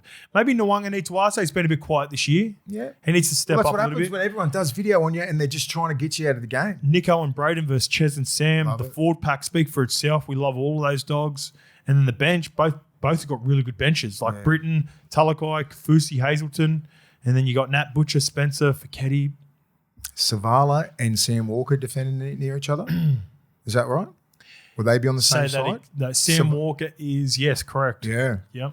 I'm not sure. I think that's Angus where Crichton. they'll be attacking. That's the only weakness in that pack or in that line. Yeah, it's going to be a good game, that one. Because Toya's got Cherry's back. They've sorted that shit out. Yep. Melbourne Storm versus the New Zealand Warriors at Amy Park. As for the Storm, we've got Moses Leo returns to the team. Nick Meaney's in the centres. At the start of the year, those two guys were swapped, so it'll be interesting to see what that looks like. Cooper Clark starts. Cooper Clark started last week, but he was named on the bench. Now he gets the official jersey starting. Big deal, that. Number 12. As for the Warriors, Harris DeVita's the only change. He's a straight swap for Luke Metcalf with the hamstring injury. He was a part of the extended bench for the Warriors. Really desperate teams. Gone are the days where I'm just going, Storm. They're beatable. Very beatable right now. And to take advantage of that is a Warriors team right now who is just as you see some chinks in the armour, right? You can see some holes in that Storm team right now. Because have a look at that forward pack. You got Stefano, Harry Grant, Josh King, Joe Chan, Cooper Clark, Trent Liero. Still a good team. Then you got Hughes, Cam Munster. Fuck, where's it going wrong? And what do you do this week if you're Bellamy and you're completing at 95%, you still get pumped like that? You just forget about that Three losses in a row. Yeah, plus the 3. 50, pumped by 50. Harry, Jerome, and Money are playing. Origin. Warriors are going to be desperate. Again, this is a similar game to the game before where both teams feel the same. Started the season pretty well. Have got non-negotiables about what's important to them, would be disappointed with the last couple of weeks and are already desperate at the early part of the season. Good coaches who are going to have them motivated, who are going to be detailed around how they can expose the opposition team. Very hard to pick this game. Chance at 6? No, Chance is at centre. Chanel's at 6. Oh, God. That's where I'm going. Wherever Chan's nickel clock stat is. Okay. I am spotting that up. If he's in the centres like last week, where he got exposed, I know you can turn that into a strength after a week, but like you got to get at him now. Interesting. Because he's not a centre. As I said last week, I'm either put him at fullback or he's on the bench. Yeah, what I saw last week. And I've seen enough of him in the centres to say that he's not a centre. He's a fullback. This is giving me Kurt Capewell vibes. Remember when Mace was critical of Kurt Capewell last year and then he come out and blitzed it?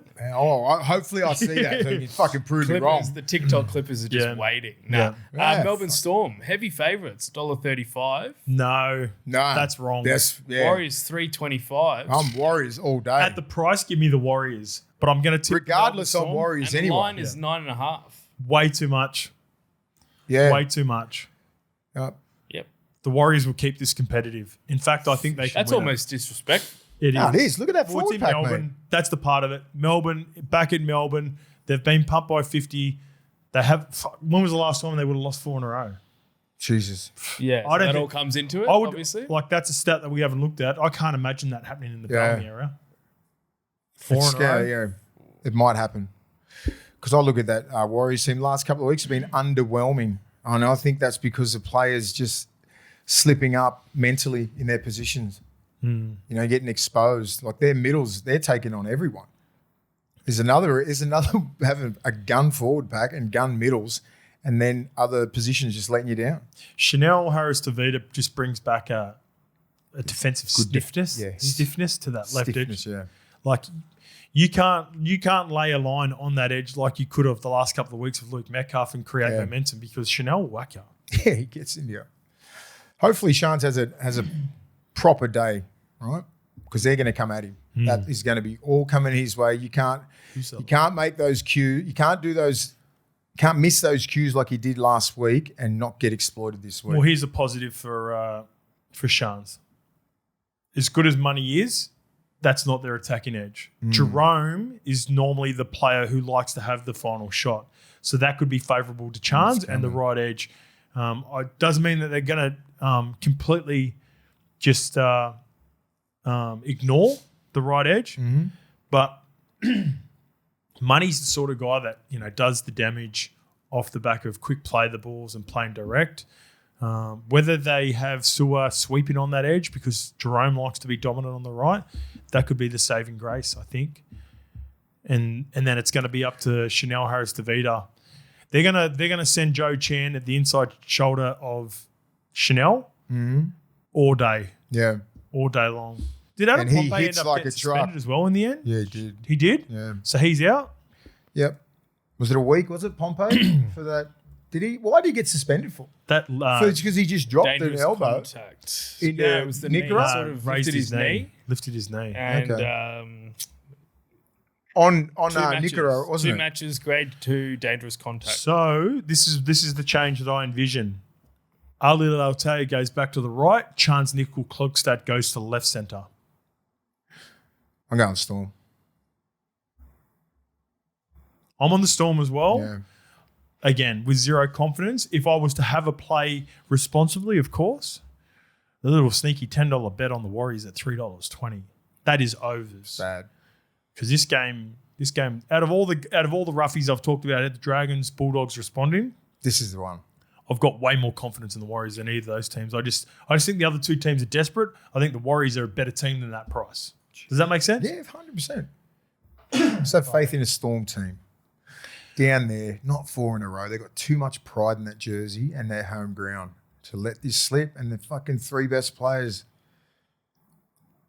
plus an origin prop. It's Josh King. Too good a fucking team to let. Nick Meaney's been a solid player. Jack Howarth's got heaps of potential. Liero's been playing Will good. Warbrick. Just need to bring it back together. All right, anyone can, it's Storm. Yep. All right, let's get to Sunday, April 12th. Parramatta Eels versus the Gold Coast Titans at CommBank Stadium.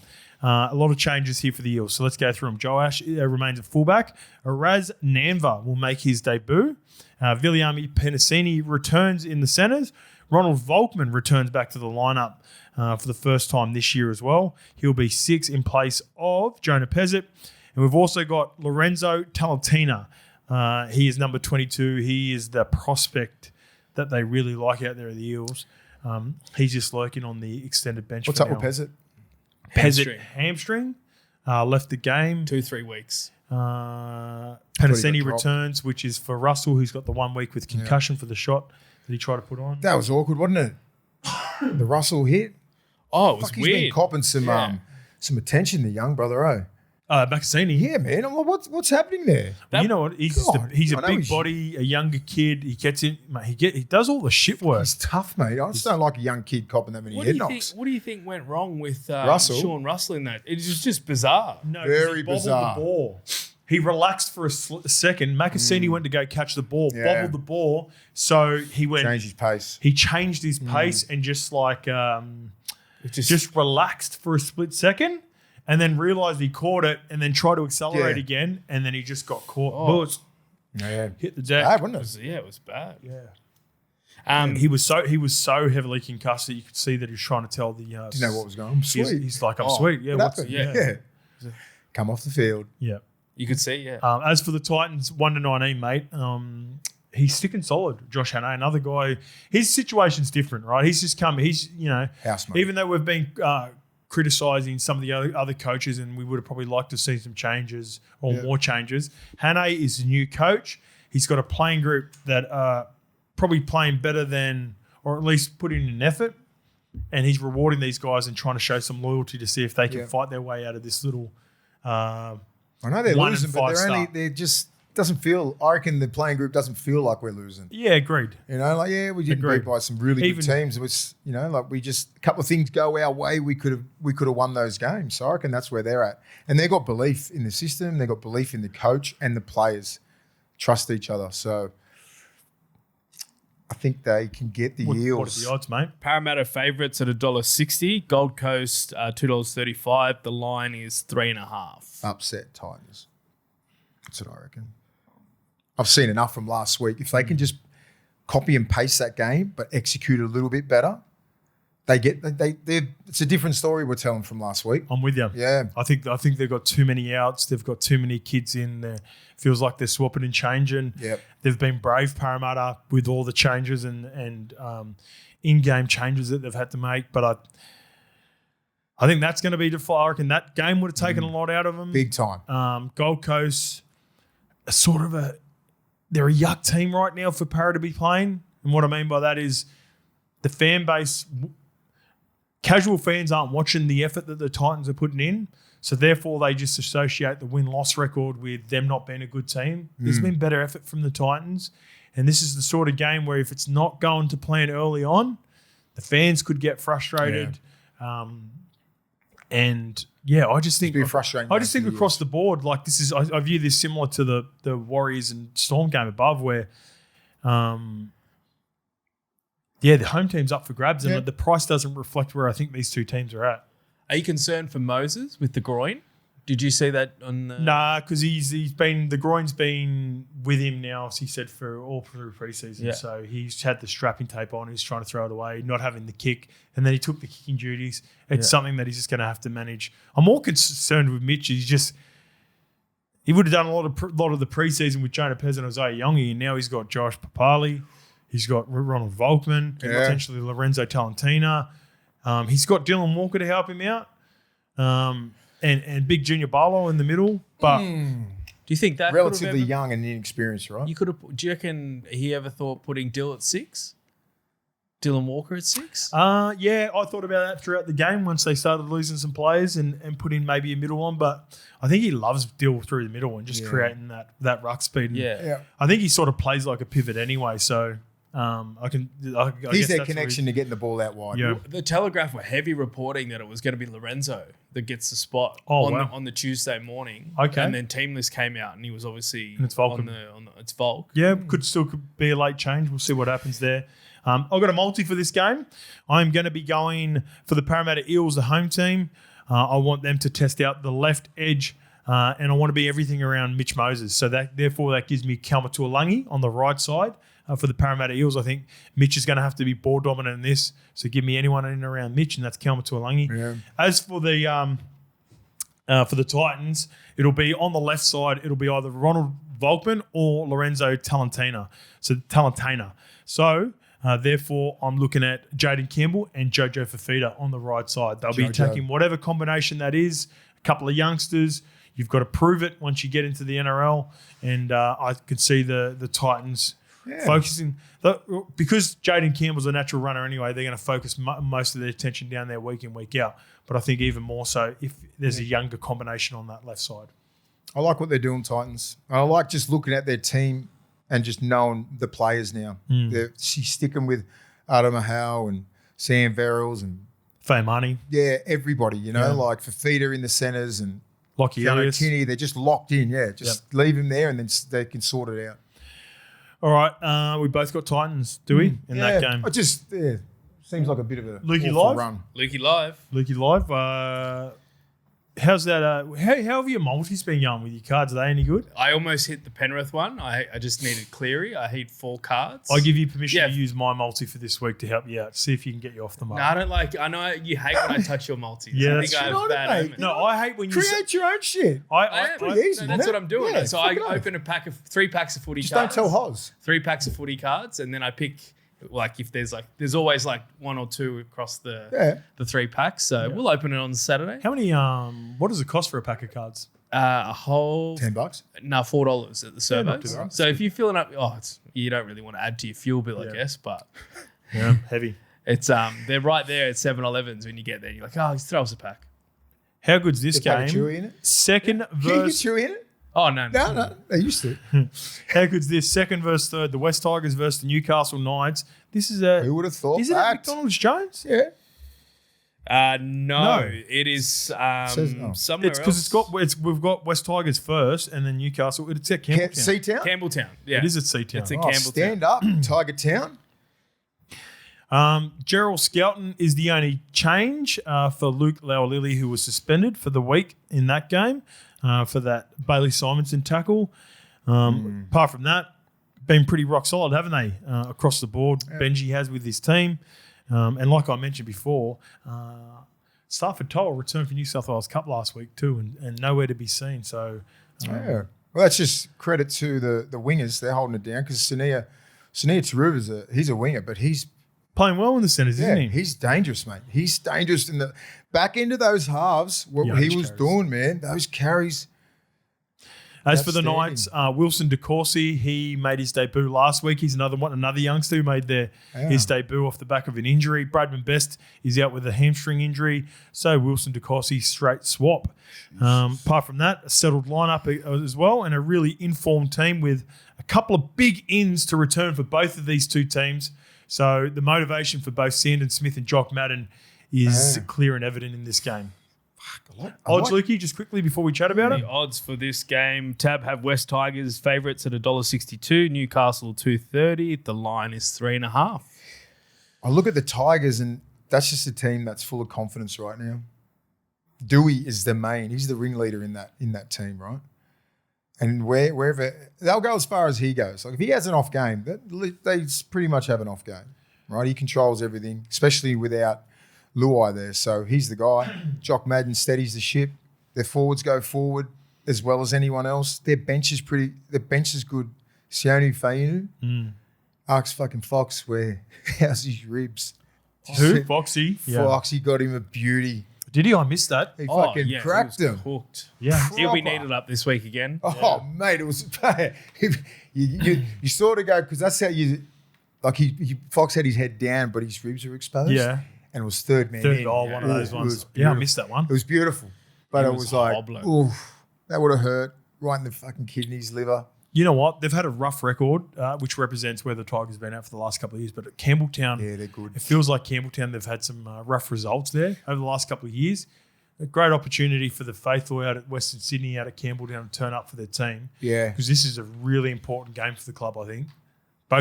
These two teams really have the ability to go either way with their season. You know, is it just a hot start and then they fade away, or are they legit contenders? Yeah. And beating the opposition in this game could determine which team is going, all right, like it's no fluke here. Similar sort of footy, don't they? Right at this moment, no, without KP or Dylan Brown, they just play free and Jerome Luai on the other side. Like they play pretty free style of game, both teams.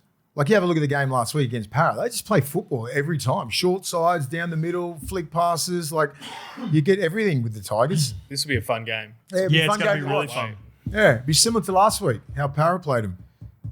And I don't think you don't fuck around with because they got strike. They got more strike than Newcastle, I reckon. Have I tipped the Knights at all this year? Let me have a look. I don't think I have. So Knights against Cowboys. I think I had No, I was a late switch to Knights, but it doesn't count. I tipped the Cowboys on here. Manly, I wouldn't have tipped them against Manly. No, I had the Wars. They beat them. I didn't tip them against the Bulldogs, and I didn't tip them against the Raiders. Do you tip him now, bud? Is there enough proof? Jackson? Are you Jackson Purdue? Yeah. I thought you were going to say Thomas. Oh, I don't know. Shout out to the Knights media team. I'm going the Knights. Their forward pack's doing some good things. Not that I don't want the Tigers to win, but I want the Knights to continue it. So I'm going to keep the trend going and go the Tigers. All right. But I do think the Tigers I think Tigers have a better team at Campbelltown in a coin flip. All right. The different thing. Yeah. All right, boys. Enjoy the weekend. Another big weekend of footy coming up. Mace, good luck with your Bulldogs tonight. I honestly wish you guys the best. Everyone's just like that. It's like, who you got? I was in training this morning. They go, big game tonight. I was like, and then I'll just come back. I was like, oh shit, Penrith. Everyone's like that with Penrith now. Good luck. Yeah. Good luck to anyone who plays Penrith. Chances are you're about to lose. For free and confidential support, call the number on the screen or visit the website.